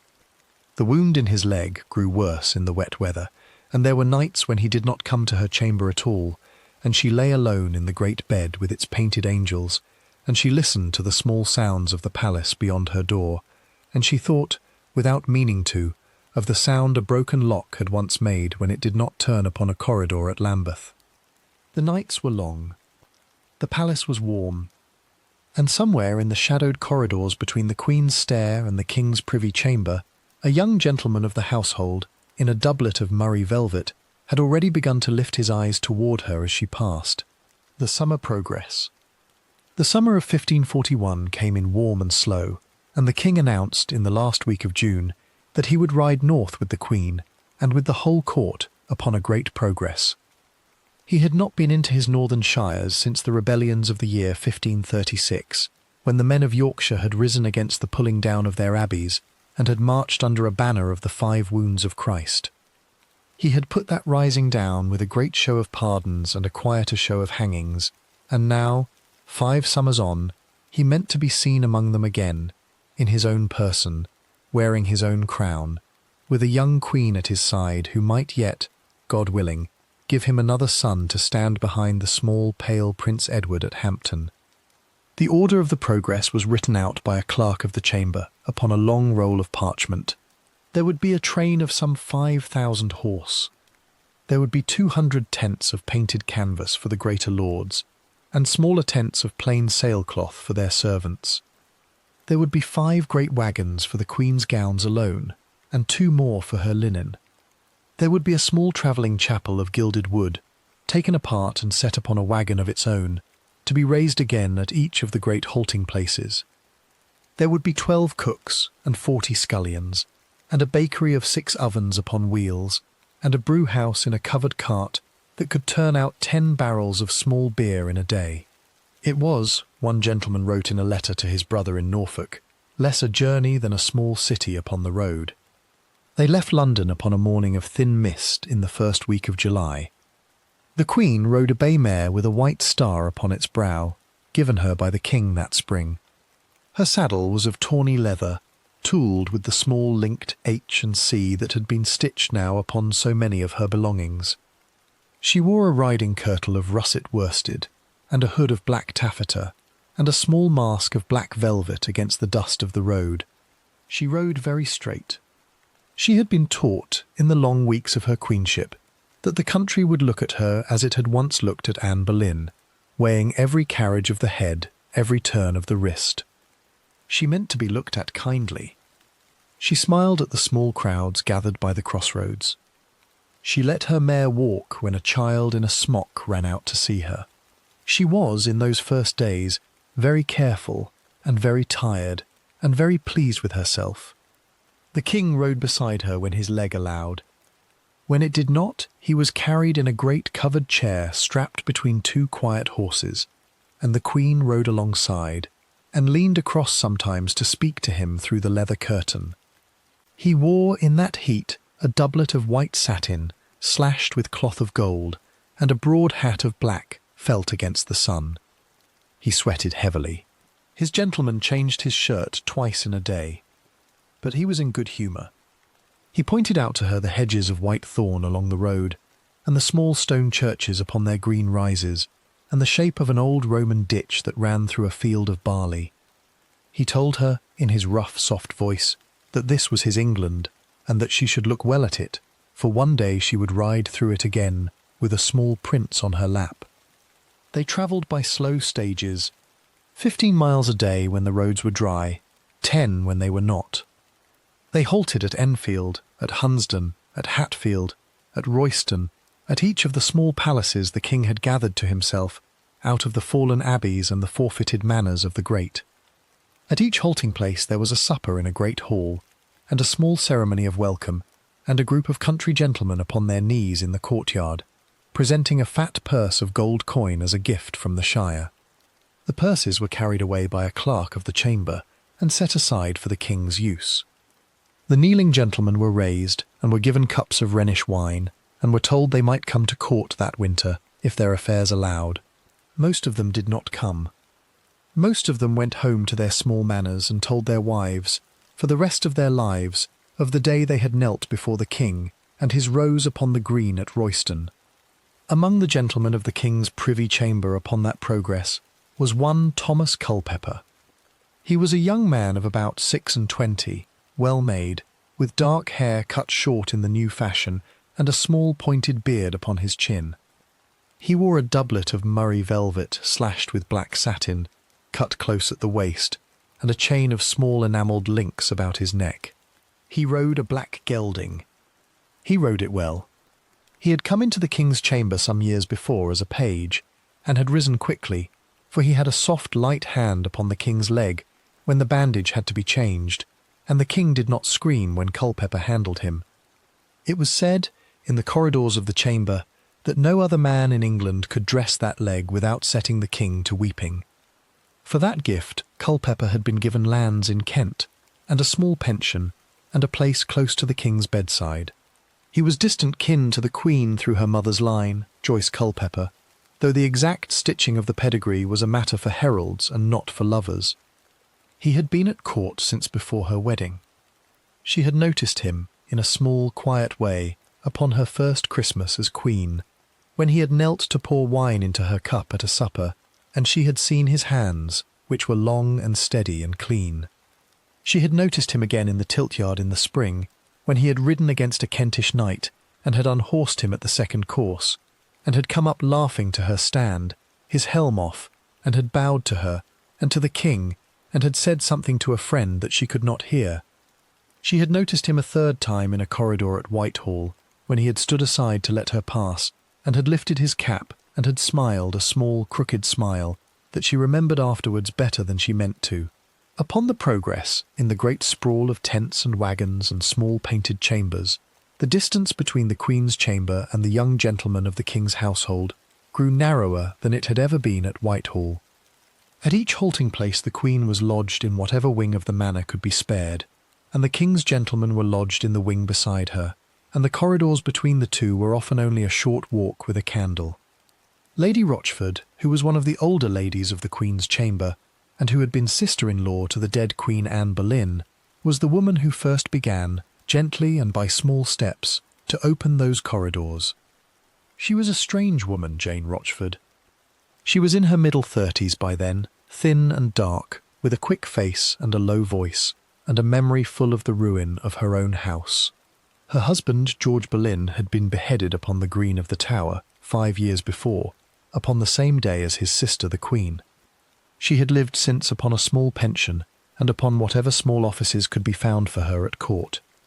She had come into Catherine's chamber as a lady of the bedchamber upon Catherine's marriage. She was kind. She was patient. She combed the Queen's hair at night with a very light hand. She said, more often than any other lady, that the queen was too much shut up in her great chair, and that a young wife with an old husband must have some small merriment, or she would sour like milk in a copper pot. It was Lady Rochford who first brought Culpepper into the Queen's back stair at Lincoln. They had come into Lincoln upon a wet afternoon in the first week of August. The rain had been falling for 3 days, and the roads had turned to a brown soup, and the waggons had been dragged up the steep hill to the bishop's palace by teams of 6 oxen apiece. The king, sore in his leg and short of temper, had taken to his chamber early, and had drunk a good deal of Rhenish. The queen had been left in her own chamber with her women, and had complained, in her small, tired voice, that she could not sleep for the noise of the rain upon the leads. Lady Rochford, standing behind her with a comb, had said quietly that a walk in the further gallery might rest her grace, and the queen, without thinking, had said yes. The further gallery at the bishop's palace at Lincoln was a long, narrow passage of oak boards, hung with a tapestry of the siege of Troy. At its far end there was a small stair that went down to a servant's court, and beside that stair there was a little chamber, no more than a closet, where a maid usually slept beside a chest of the Queen's shifts. Lady Rochford had, that afternoon, sent the maid away upon an errand to the laundry. She had, that afternoon, spoken quietly to Master Culpepper as she passed him in the yard, and had told him at what hour the Queen would walk in the further gallery. She had, that afternoon, arranged everything, softly, without asking anyone whether it should be arranged. The Queen came into the gallery in her nightgown of tawny damask, with her hair loose upon her shoulders and a small candle in a silver stick in her hand. Lady Rochford walked behind her at a discreet distance, humming under her breath. At the far end of the gallery, in the shadow of the tapestry where Troy was burning, Thomas Culpepper stepped out and made her a low bow. He had come up by the servants' stair. He wore no doublet, only a shirt of fine Holland cloth and a pair of hose. His hair was damp from the rain. They spoke, that first night, only a little while, and only of small things. He asked after her health. He asked after the king's leg. He said the roads had been very bad, and that he was afraid the Queen had been much shaken in her litter. She said she had not been shaken, but that she had been sad, without knowing why, and that the sound of the rain upon the leads had made her want to weep. He said, in a low voice, that if any small service of his could give her joy, she had only to send Lady Rochford, and he would come. She looked at him a long moment in the candlelight. She did not answer. Lady Rochford, at the far end of the gallery, coughed gently. The Queen turned then and walked back the way she had come, and Thomas Culpepper slipped down the little stair, and the maid returned to her closet, and the tapestry of Troy hung as it had hung, and no one else in the bishop's palace knew that anything had happened at all. It happened again at Pontefract, and again at Lincoln upon the return, and again at York in the great archbishop's palace, where the king was to have met the King of Scots, and did not, for the King of Scots did not come. At each halting place Lady Rochford found a corridor, or a stair, or a small chamber above a stable, and at each halting place Thomas Culpepper climbed to it in his shirt and hose, and the Queen came to it in her nightgown with a candle in her hand. What passed between them in those small stolen hours was later disputed in the confessions of frightened people, and even the confessors did not agree. But letters were written. A letter in the Queen's own uneven hand was carried by Lady Rochford to Culpepper in a folded twist of paper. In it she called him her little sweet fool. In it she said she never longed so much for anything as to see him. In it she signed herself yours as long as life endures, Catherine. She did not think of that letter, upon the days that followed, as a thing that might one day be read aloud by other men. She thought of it as she had thought, at 15, of a green velvet purse in the bottom of her chest at Lambeth. She thought of it as a small, warm, private thing folded away, that could not touch the shape of her days. Her days were full. She rode at the king's side into York in a gown of cloth of silver, upon a white palfrey with silver bells at its harness, and the whole city knelt in the wet streets as she passed, and the king took her hand upon his own, and kissed it before the mayor and the aldermen wept, for they had never seen the king so gentle with any woman. They turned south again in the middle of October. The trees were beginning to burn along the road. The wagons went more slowly, for the wheels were heavy with mud, and the oxen were tired. The Queen sat more often in her litter now than upon her mare, and Lady Rochford sat beside her, and they spoke, sometimes, in low voices, of nothing that anyone else could hear. The King rode beside them when he could, and slept in his covered chair when he could not, and the wound in his leg wept through its bandage, and had to be changed twice each night in the tent behind the little travelling chapel. Thomas Culpepper rode always within call. He was, at every halt, the first of the King's gentlemen to be at the bedside, and the last to leave it. When the King slept, he was seen to bow to the Queen in a corridor, and to pass on. When the Queen walked in a garden, he was sometimes at the further end of it, upon some small errand of the chamber, and he lifted his cap to her, and passed on. Nothing showed. Nothing was said. The whole slow train of 5,000 horse, and 200 tents, and 200 wagons, rolled southward through the wet autumn, and the Queen smiled at the crowds, and the King was carried in his chair, and a young man, in a murrey doublet, rode a black gelding a little behind, and in Lady Rochford's sleeve a folded letter lay warm against her wrist. By the last week of October, the great progress was drawing near to Hampton Court.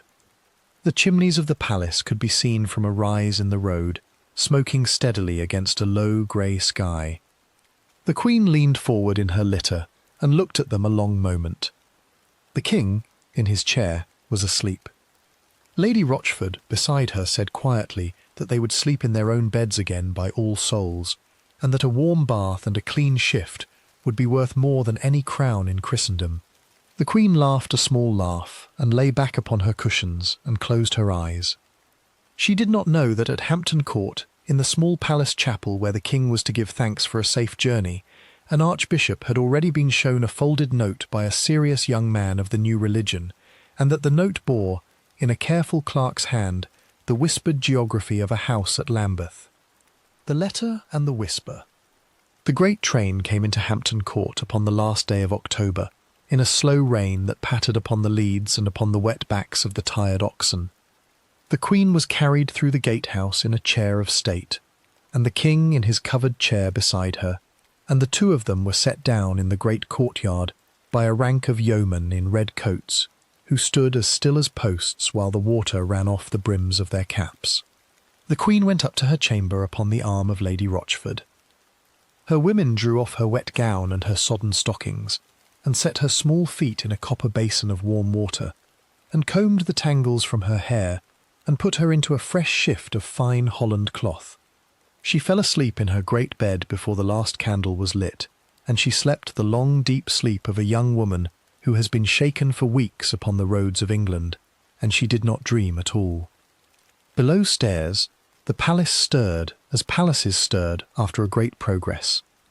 The wagons were unloaded in the outer court. The kitchens were opened again, and fires laid, and the ovens set to warming. In the great chapel by the Watergate, the King had ordered a solemn thanksgiving for the safe return, to be sung upon the 1st of November, which was the feast of All Saints.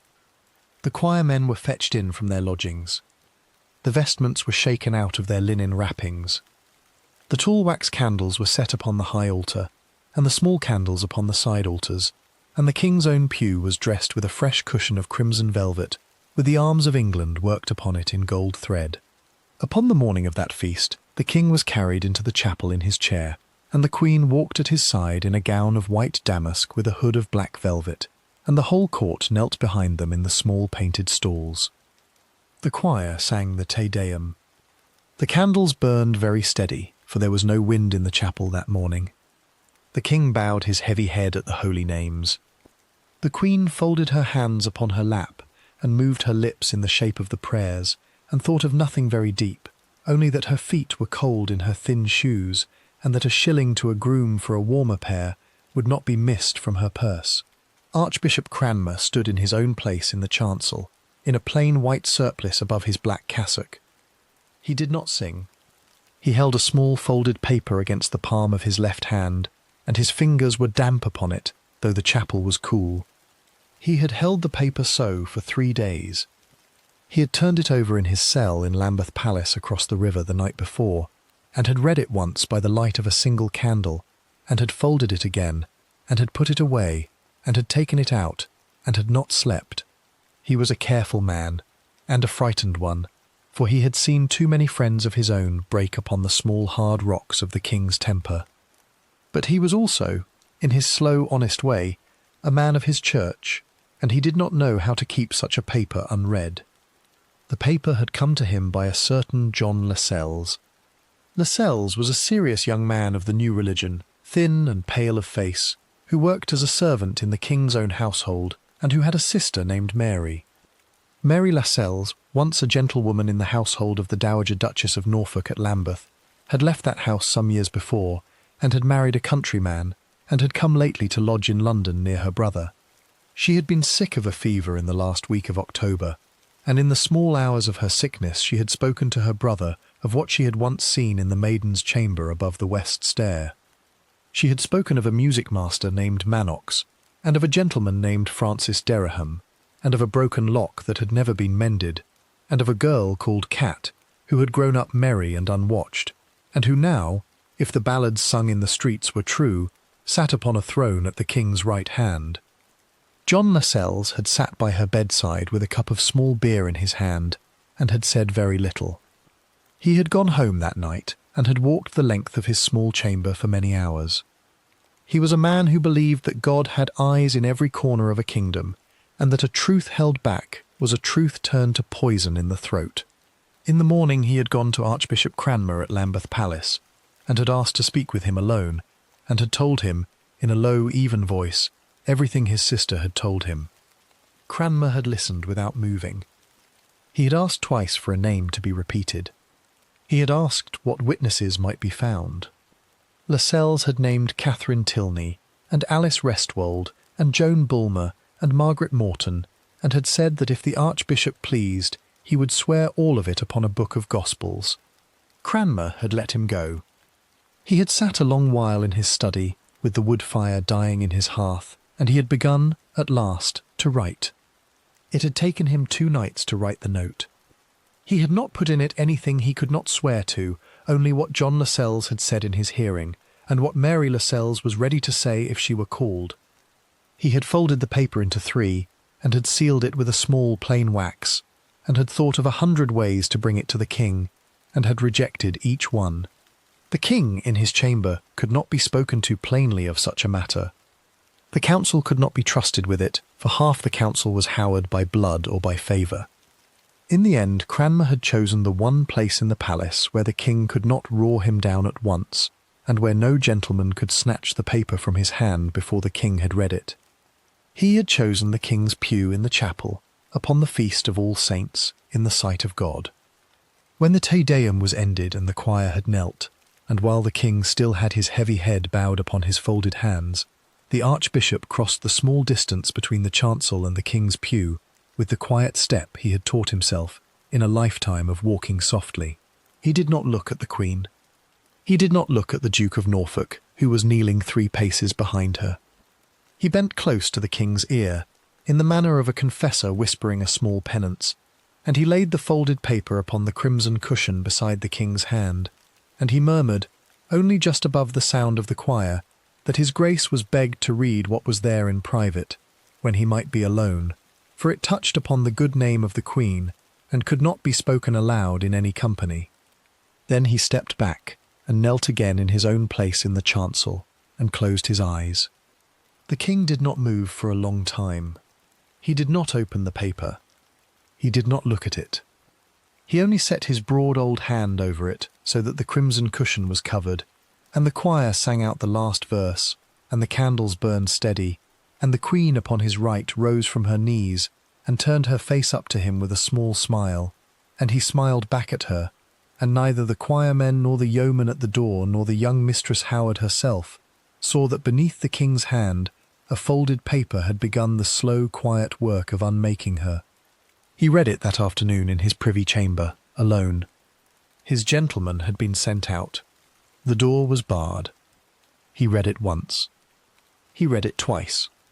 He said, aloud, to the empty room, that it was a lie, and that some enemy of his Rose had put it into the Archbishop's hand to spite the Howards. He read it a third time.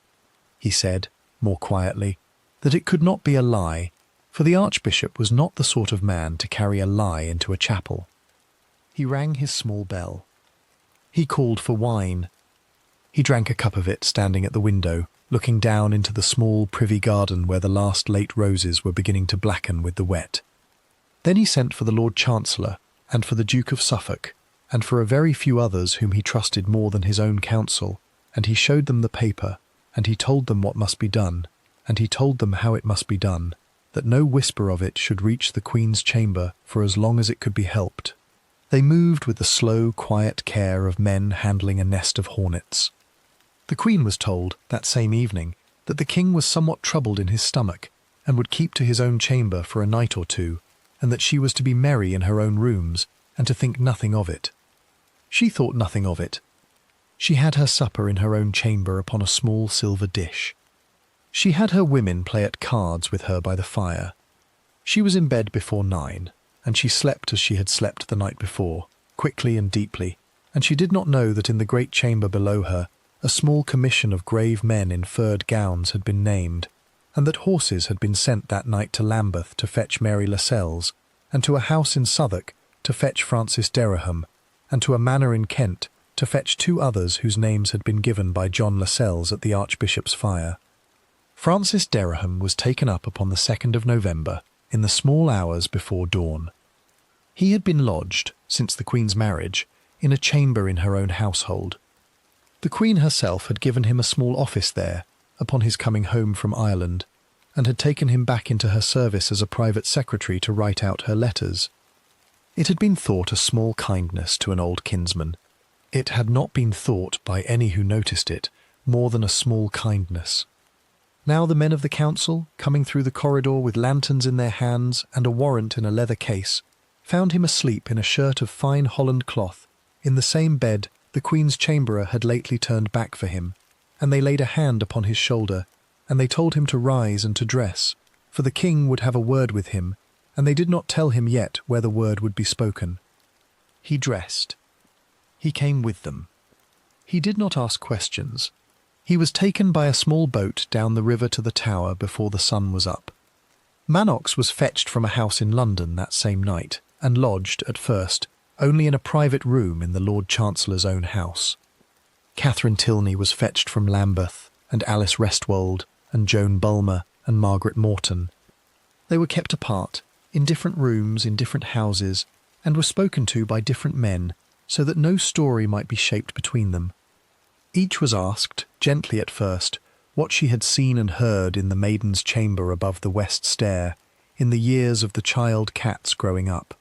Each answered, at first, only a little. Then more still. Catherine Tilney, sitting in a plain chair in a small oak-panelled parlour, was asked whether the Queen had ever had a green velvet purse. She said yes, and that it had 3 shillings in it, and that Mistress Catherine had given it to her to keep some months before her going to court, and that it lay to this day at the bottom of her chest at Lambeth. The clerks wrote her words down, and dried the ink with sand, and folded the paper, and set it upon a pile with others. The Queen, in her own chamber at Hampton Court, knew none of this. She was told, upon the 3rd of November, that the King would not come to her yet, for his leg pained him, and that she was to be quiet and modest in her household, and to hear no music and no dancing until his Grace was recovered. She thought it a small, strange order. She obeyed it. She sat by her fire in a plain gown of tawny worsted. She had her women read aloud from a little book of French devotions. She sent, in the afternoon, for Lady Rochford, and asked her whether the King was truly ill, or whether some other trouble sat upon him. Lady Rochford, who by then had heard 3 whispers in 3 different corridors, and had understood the shape of all of them, laid her cool hand upon the Queen's wrist, and said very softly that the King was truly ill, and that a young wife had best keep her voice low, and her women closer than usual, and that she should not, upon any account, write any letter to any person whatsoever until her Grace was called for. Catherine looked at her a long moment. Then she nodded, and she called for a piece of embroidery, and she set her needle into the linen, and her hand shook very slightly, and Lady Rochford did not pretend to see it. That evening, In a small closet in the king's own lodging, the Archbishop sat with the Lord Chancellor and read aloud, one after another, the folded papers that had begun to come in from the different houses. Manox had confessed to the small liberties in the gallery at Lambeth, and had wept, and had sworn upon his soul that he had done the Queen no ruin. Catherine Tilney had spoken of the broken lock, and of the marchpane, and of the whispered word, wife. Alice Restwold had said the same, with tears. Margaret Morton had said more, in a hard, flat voice, as one who has held a grudge for many winters. Francis Dereham himself, in the Tower, had not yet been put to any close question. He was being kept for a colder day. But upon the table between the Archbishop and the Chancellor there lay already enough paper to build a scaffold. The candles guttered. A clock somewhere in the palace struck 11. The Archbishop closed his eyes and prayed, very briefly, for the soul of a girl he had never quite met, whom he had seen once or twice at a distance in a French hood, laughing at some small jest of the king's. Then he rose, and drew his black gown about him, and went out into the corridor. Beyond the corridor, above a further stair, in a chamber hung with crimson velvet, a young queen was already asleep, her hand curled beneath her cheek, as she had slept when she was a child at Lambeth, and she did not yet know that the barge which would carry her down the Black River had already, in the ledger of the king's grave men, been ordered to the Watergate. The Tower's slow door. The Queen woke upon the morning of the 7th of November to the sound of many boots in the corridor beyond her door. She sat up in the great bed with her hair loose upon her shoulders, and she called for Lady Rochford, and no answer came. She called again, and a young chamberer named Alice put her head through the curtain and said, in a small frightened voice, that Lady Rochford was not in her chamber that morning, and that a great lord was without who wished to speak with her grace. The Queen slid from the bed and stood upon the cold boards in her linen shift. She asked which lord. The chamberer would not say. The chamberer was crying, quietly, into the edge of her apron. They dressed her without music. There was no lute in the outer chamber, and no laughter, and the small dog with the silky ears had been taken away to the kennels by some hand she did not know. Her women drew on her a plain kirtle of black worsted, and a hood of black taffeta, without a billament of gold. They combed her hair back very tight from her temples. They set no jewel at her throat, only the small enamelled locket she never took off. She asked again and again what the trouble was. They would not tell her. Their hands shook upon her laces. The lord who came at last into her outer chamber was the Archbishop himself, in a plain black gown, with 3 grave men behind him. He did not sit. He did not permit her to sit. He said, in a quiet voice she had heard him use only in prayer, that the king her husband was grieved beyond measure, and that his grace had learned certain things concerning her life before her marriage, and that she was to answer to a small commission such questions as should be put to her. He named Manox. He named Dereham. He did not, upon that morning, name Culpeper. He watched her face as he spoke the 2 names, and he saw the colour drain out of it, and he saw her hand go up to the small locket at her throat, and he saw her mouth open once and close again without a word. She wept then. She wept as she had not wept since she was a small child at Lambeth. She threw herself upon her knees upon the boards before the Archbishop, and clung to the hem of his black gown, and she cried out that she had been a foolish girl, and that the music-master had touched her only in small ways, and that Francis Dereham had used her only because she had not known how to say no to him, and that she had done no wrong to the king, no wrong at all, since the day she had come into his chamber a bride. The Archbishop lifted her by the elbow with a gentleness that was almost pity. He said, softly, that she must be calm, and that she must write down what she had said, and that she must tell the whole truth without any covering, for the king had been very kind to her, and would be kind still if she were honest with him. He gave her a cup of small beer from a tray that a servant held. He watched her drink it. He went away. She was kept in her chamber, all that day and the next and the next. Her doors were guarded. Her women were changed. The rings were taken from her fingers and set in a small box, and the great rope of pearls was taken from her chest and rolled in a piece of white linen. She was allowed her prayer book and her locket and a small piece of embroidery that she did not touch. She sat at the window and looked down into the little privy garden where the last roses had blackened, and she wrote, at intervals, upon a piece of paper the Archbishop had sent up to her, and she blotted the words with tears so that the clerks below could scarcely read them. Down the river, at the Tower, Francis Dereham was put to the question. It was done in a low stone chamber below the water level, where the walls wept a slow green damp, and a small brazier of coals burned in one corner to warm the irons.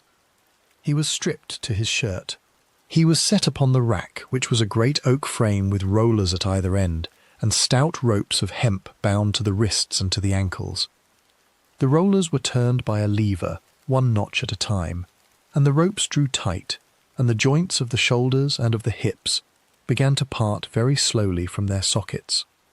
He screamed. He screamed for a long while. He named names. He named the Maidens' chamber. He named the broken lock. He named the green velvet purse, and the marchpane, and the whispered word wife. He said, at last, in a voice they could scarcely hear, that he and Catherine Howard had lain together at Lambeth as husband and wife, upon a promise spoken between them in the dark. The clerk wrote it down. The rollers were eased. Dereham was taken off the rack in a linen cloth, for he could no longer stand, and was carried to a cell above. They asked him then of Culpeper. He would not answer at first. He was set again upon the rack, and the ropes were drawn tight a second time, and he cried out that he knew nothing of Culpeper, that the Queen had cast him off upon her coming to court, that another gentleman had stepped into his place after him, and that this gentleman was Master Culpeper of the King's own chamber. The clerk wrote it down. The name that Dereham had spoken went up the river within the hour, in a small folded paper carried in the sleeve of a Tower officer, and it was laid, before evening, upon the Archbishop's writing desk. Culpeper was taken up the next morning. He was not at first put to the rack. He was a gentleman of the King's chamber, and there was still a fear among the council of what the King might yet decide. He was set instead in a small clean room with a chair and a table and a jug of small beer, and grave men came in one after another and asked him what had passed between him and the Queen upon the summer progress. He said, at first, that nothing had passed. He said, at first, that he loved the Queen only as a good subject loved her, and that he had spoken with her only such words as any gentleman might speak. Then they showed him a letter. It was a small folded paper written in a careless girlish hand, sealed with a plain red wax. He read it. He put it down. He read it again. He asked, very quietly, for a cup of water. And then, in a voice from which all the small crookedness of his old smile had gone, he began to speak, and he did not stop for a long while. He said that Lady Rochford had brought him to the Queen at Lincoln, and at Pontefract, and at York. He said that letters had been written by the Queen in her own hand, and carried by Lady Rochford in her sleeve. He said that he loved the Queen, and that the Queen loved him, and that they had spoken of what they would do if the King were to die of his leg. He said he had never lain with her, in the way a husband lay with a wife. Whether this last was true, or whether it was said only in the small hope of saving his neck, no man living can now know. The clerks wrote down what he said. Lady Rochford, in a further chamber, was already being asked the same questions, and was answering them in a voice grown high and strange, and would be answering them still, in a mind slipping toward its own quiet ruin, for many days to come. Manox was let go, at last, with a warning. His crime had been small and long ago, and the child he had touched had not been the King's wife then. Dereham was condemned to the traitor's death, for he had come back into the Queen's household after her marriage, and had lain in a chamber next to hers, and the council chose to call this an intent against the King. Culpeper was condemned to be beheaded, for he was a gentleman, and the King would grant him at the last a mercy of the axe. Upon the 10th of December, at Tyburn, the two men were brought out in the cold. Dereham was hanged, and cut down alive, and drawn, and quartered, in the old slow way. Culpeper knelt at the block beside him, and laid his neck upon the wood, and the axe fell, and it was over in one stroke. Their heads were set upon spikes above London Bridge before the sun went down. Catherine, in her chamber at Hampton Court, did not know that day which of her women had wept beside her at breakfast or why. She was moved a week later to the small house of Sion, upon the river above London, where the nuns had lately been turned out of their beds, and their chapel emptied of its saints. It was a chill grey place with a low cloister and a smell of damp plaster. She was allowed there 4 gentlewomen, 3 chamberers, and no jewel save her locket and her prayer book. She was permitted to walk in a small enclosed garden. She was not permitted to hear music. Her gowns were of tawny and black worsted, plain at the neck and the wrist. She spent the days in embroidery and in prayer, and she wrote no letters, for there was no one to whom she might now write. Her uncle the Duke had gone into the country. Her step-grandmother the Dowager had been arrested at Lambeth and set in the Tower with her plate and her jewels seized. The Howards had drawn back into their own houses as a hand draws back from a fire. Upon the 10th of February, in the year of our Lord 1542, the great men of the council came to Sion in a covered barge. They came at dusk, when the river was already dark and a thin sleet was falling upon the leads. They told the Queen that a bill of attainder had passed the Parliament against her, and that she was condemned by the King, and by the Lords, and by the Commons, and that she was to be carried that same night by water to the Tower of London, there to await such judgment as the King in his mercy should think fit. She did not scream. She had done all her screaming already, upon those first days at Hampton, in the arms of a chamberer named Alice. She only asked for a moment to say a prayer. They granted it. She knelt upon the cold flags of the little chapel where the nuns had once knelt, and she said, in her own words, that God should have pity upon a young foolish woman, and that God should keep the King from further sorrow, and that God should forgive Francis and Thomas, and even Lady Rochford, whose reason had by then almost entirely left her. Then she rose. She was wrapped in a cloak of coarse black wool. She was helped down the water stair by a gentleman who did not meet her eye. The barge was hung with plain black cloth. There were 4 watermen at the oars, in black caps. The Archbishop's own confessor sat in the stern with a small folded stole upon his lap. Catherine was set upon a low cushion in the middle of the barge, between 2 of her ladies. The rain had thickened. The sleet crackled against the leather awning above her head. The Thames was black under the black sky, and the small lights of the wharves smeared and ran upon its surface as the oars dipped. She sat very upright. She had learned to sit upright in a chamber at Lambeth long ago, when Mistress Stonor had taught her to walk a gallery with a book upon her head. She did not weep. She looked at her hands in her lap. She had no rings upon them any more. Her fingers were very white and very cold. They passed under the shadow of Westminster, where a few lamps burned in the Abbey precinct. They passed the wharves at Whitehall, and the old palace of the Bridewell, and the Blackfriars Stair. Bells rang the 9th hour in some near parish. Somewhere upon the north bank a dog was barking without pause. The Queen turned her face once at the sound of the bells, and then turned it back to her lap. The watermen bent to their oars in silence. The rope of a small wherry knocked once against the barge and then dropped behind. And ahead, upon the river, the great grey mass of the tower began to rise out of the dark, its 4 turrets pale against the low cloud, its water-gate open beneath the arch where the current ran cold and fast. They called it, even then, Traitor's Gate. It had swallowed her cousin Anne Boleyn 6 years before, and Thomas More before her, and Cromwell only a year and a half past.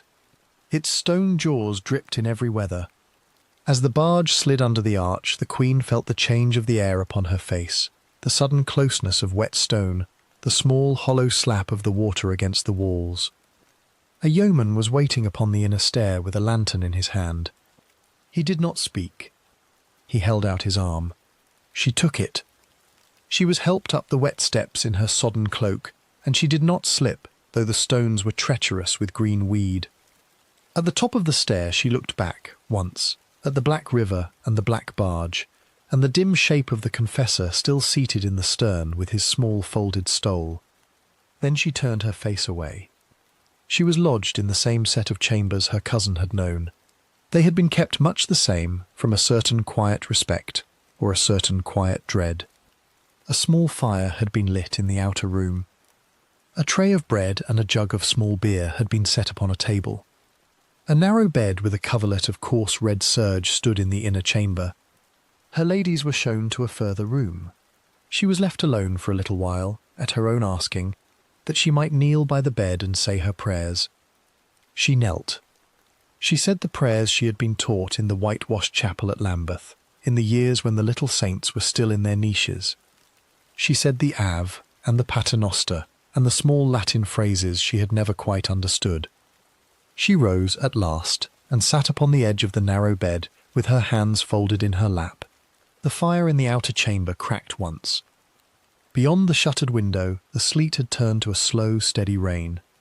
Somewhere in the great inner ward below, a man was walking with an unhurried step from one dark building to another, carrying a candle in a horn lantern, and she watched the small yellow shape of it move across the wet stones until it went in at a low door and was gone. She did not sleep that first night.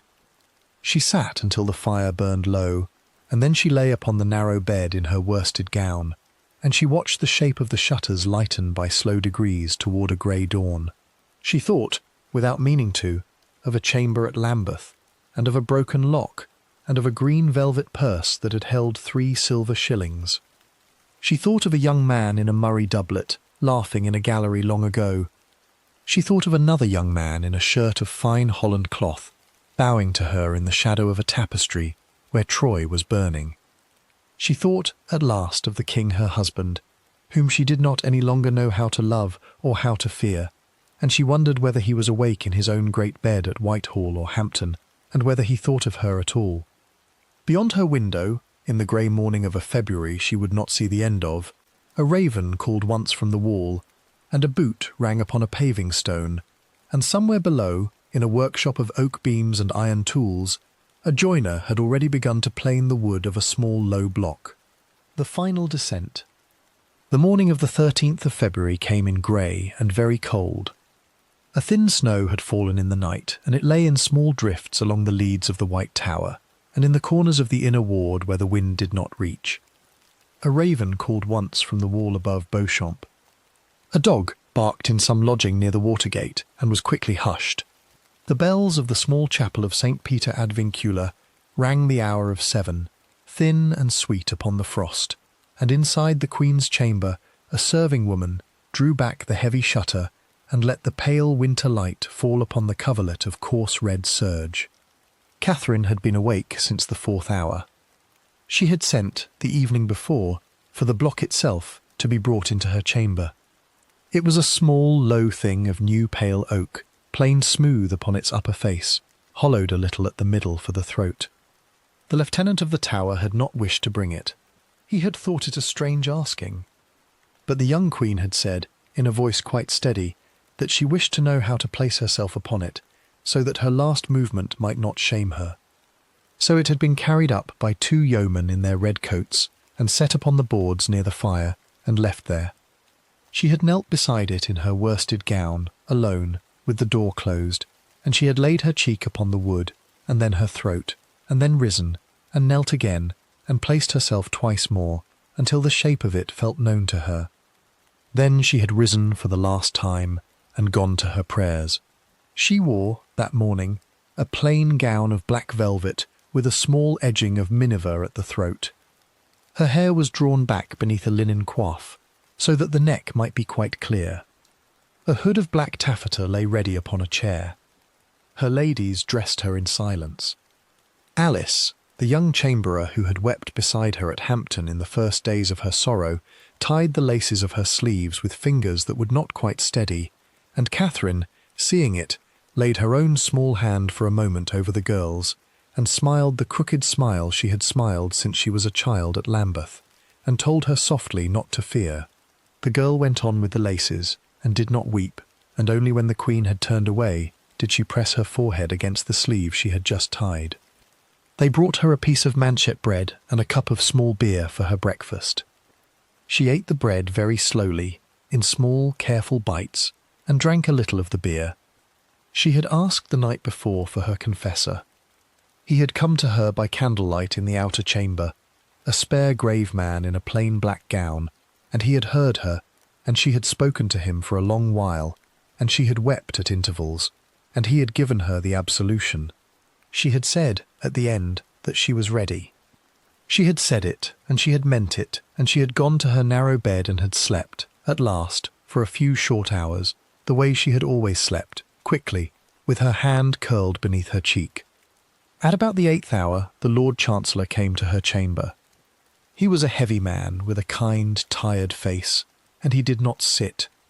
He said, in a low, even voice, that the hour was near, and that her Grace was to be led out to the scaffold upon the green, and that she should not be afraid, for the King in his mercy had granted her a private death, and not a public one, and only such lords of the council as must witness the deed would be there. He said also that Lady Rochford was to die with her, and by the same axe immediately after. Catherine bowed her head. She said only that she was sorry for Lady Rochford, whose reason had by then quite left her, and that she hoped God would gather that poor soul as gently as he would gather her own. The Chancellor pressed his lips together, and bowed, and went out. She was led down by a small back stair. Her ladies walked behind her. The Lieutenant of the Tower walked before her with a small white staff. She carried nothing in her hands but a folded handkerchief of fine Holland cloth. At the foot of the stair a low door opened into the inner ward, and the wind came in cold upon her face, and she caught her breath once, and steadied herself, and went out. The scaffold stood upon the green, not far from the small chapel. It was a low platform of New Deal boards, hung with black cloth, and it stood scarcely 3 feet above the frosted grass. A rail ran about it upon 3 sides. Upon the 4th side, facing the chapel, a short flight of steps led up. The block sat in the middle of the platform, the same pale oak she had laid her cheek upon in the night. Beside it, a broad basket had been set, lined with black serge. A little heap of straw had been strewn about the block to catch what would fall. The headsman stood a little apart in a leather jerkin, a broad axe in his hand, a hood of black cloth over his face, with 2 holes cut for the eyes. There were not many watchers. The Duke of Suffolk stood with his cloak wrapped close, and the Earl of Surrey, and 2 or 3 of the King's own councillors, and a small knot of Tower officers, and behind them a huddle of London citizens who had been let in through a side gate to bear witness that the sentence was done. The King was not there. The King had not left his own chamber at Whitehall since the day the news of her had been laid upon his cushion in the chapel at Hampton. He would not, that morning, ask any man what hour it had been, or what she had said, or how the axe had fallen.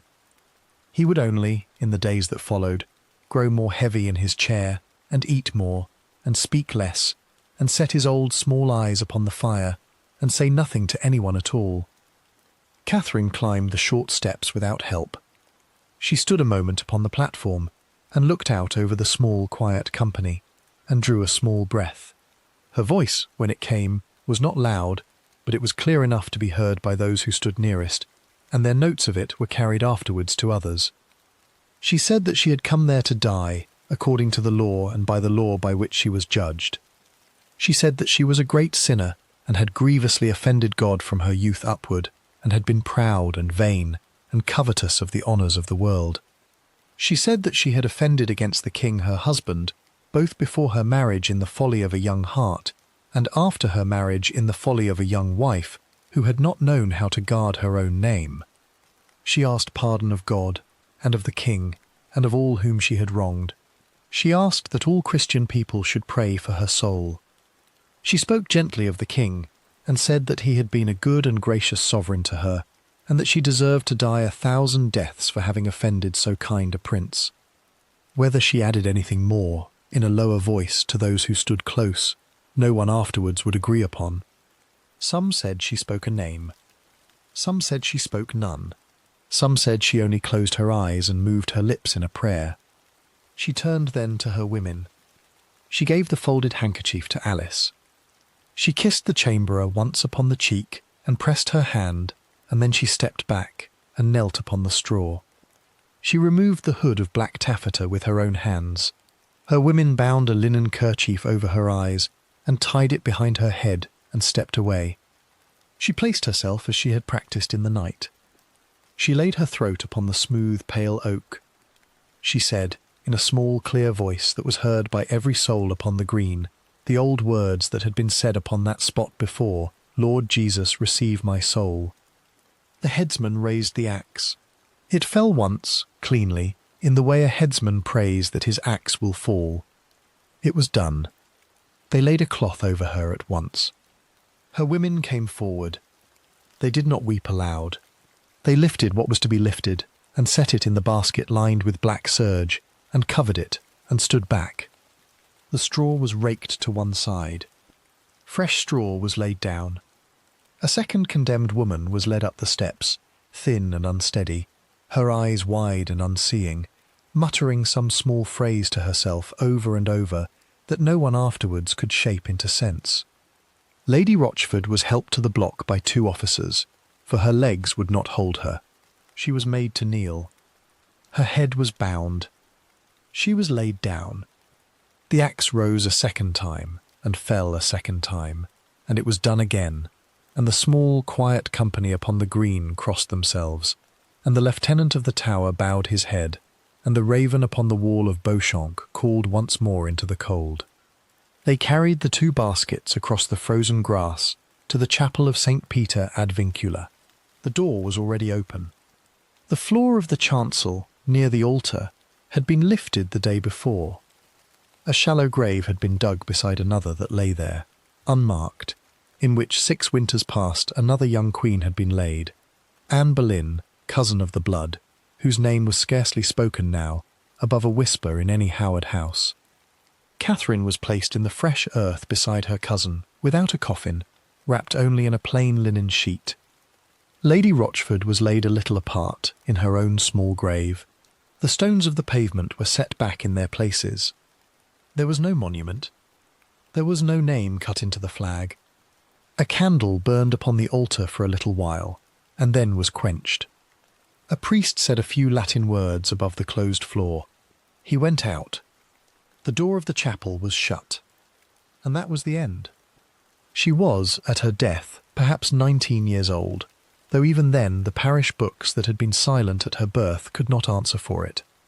She had been a queen for a little more than 18 months. She had held in her hands more jewels than most women of her country would see in a lifetime, and had lost them again in the space of a single advent.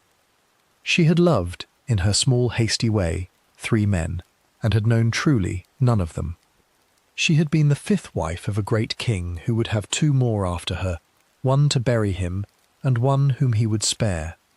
Her uncle the Duke, who had raised her up, would go into the country for a season and come again to court, and would keep his head upon his shoulders, though his son the poet would not.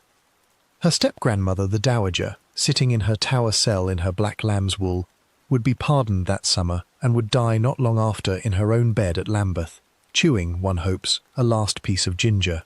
The house at Lambeth would pass to other hands. The Maidens' chamber above the west stair would be turned to another use. The broken lock, at last, would be mended by someone who did not know what door it had once failed to close. The king would live 5 more winters.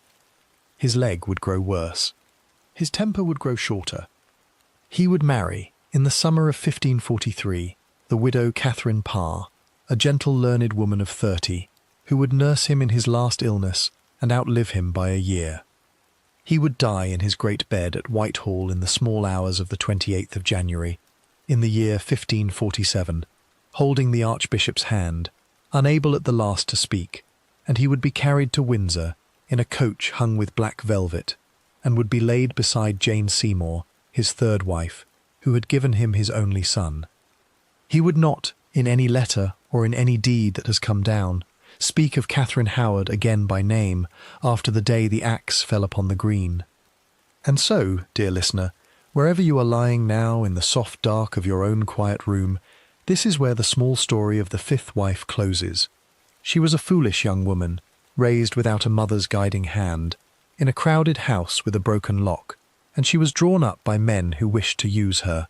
and married to a king who wished to be young again through her, and undone at the last by the small folded papers that grave men had been keeping in their sleeves. She was not the greatest of the queens of England. She was not the wisest. She was only, in the end, a girl who had never been taught how to be careful, and who paid, for that lack, a price no girl should ever have been asked to pay. Let her be remembered kindly tonight, if you can spare a kindness. Let her be remembered as she was in the long gallery at Lambeth, laughing at a wrong note upon the virginals, before any of the rest of it had begun.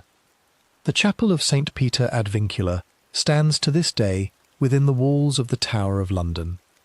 Beneath its chancel floor, in the quiet dark, a young queen lies beside her cousin, and neither of them has a stone.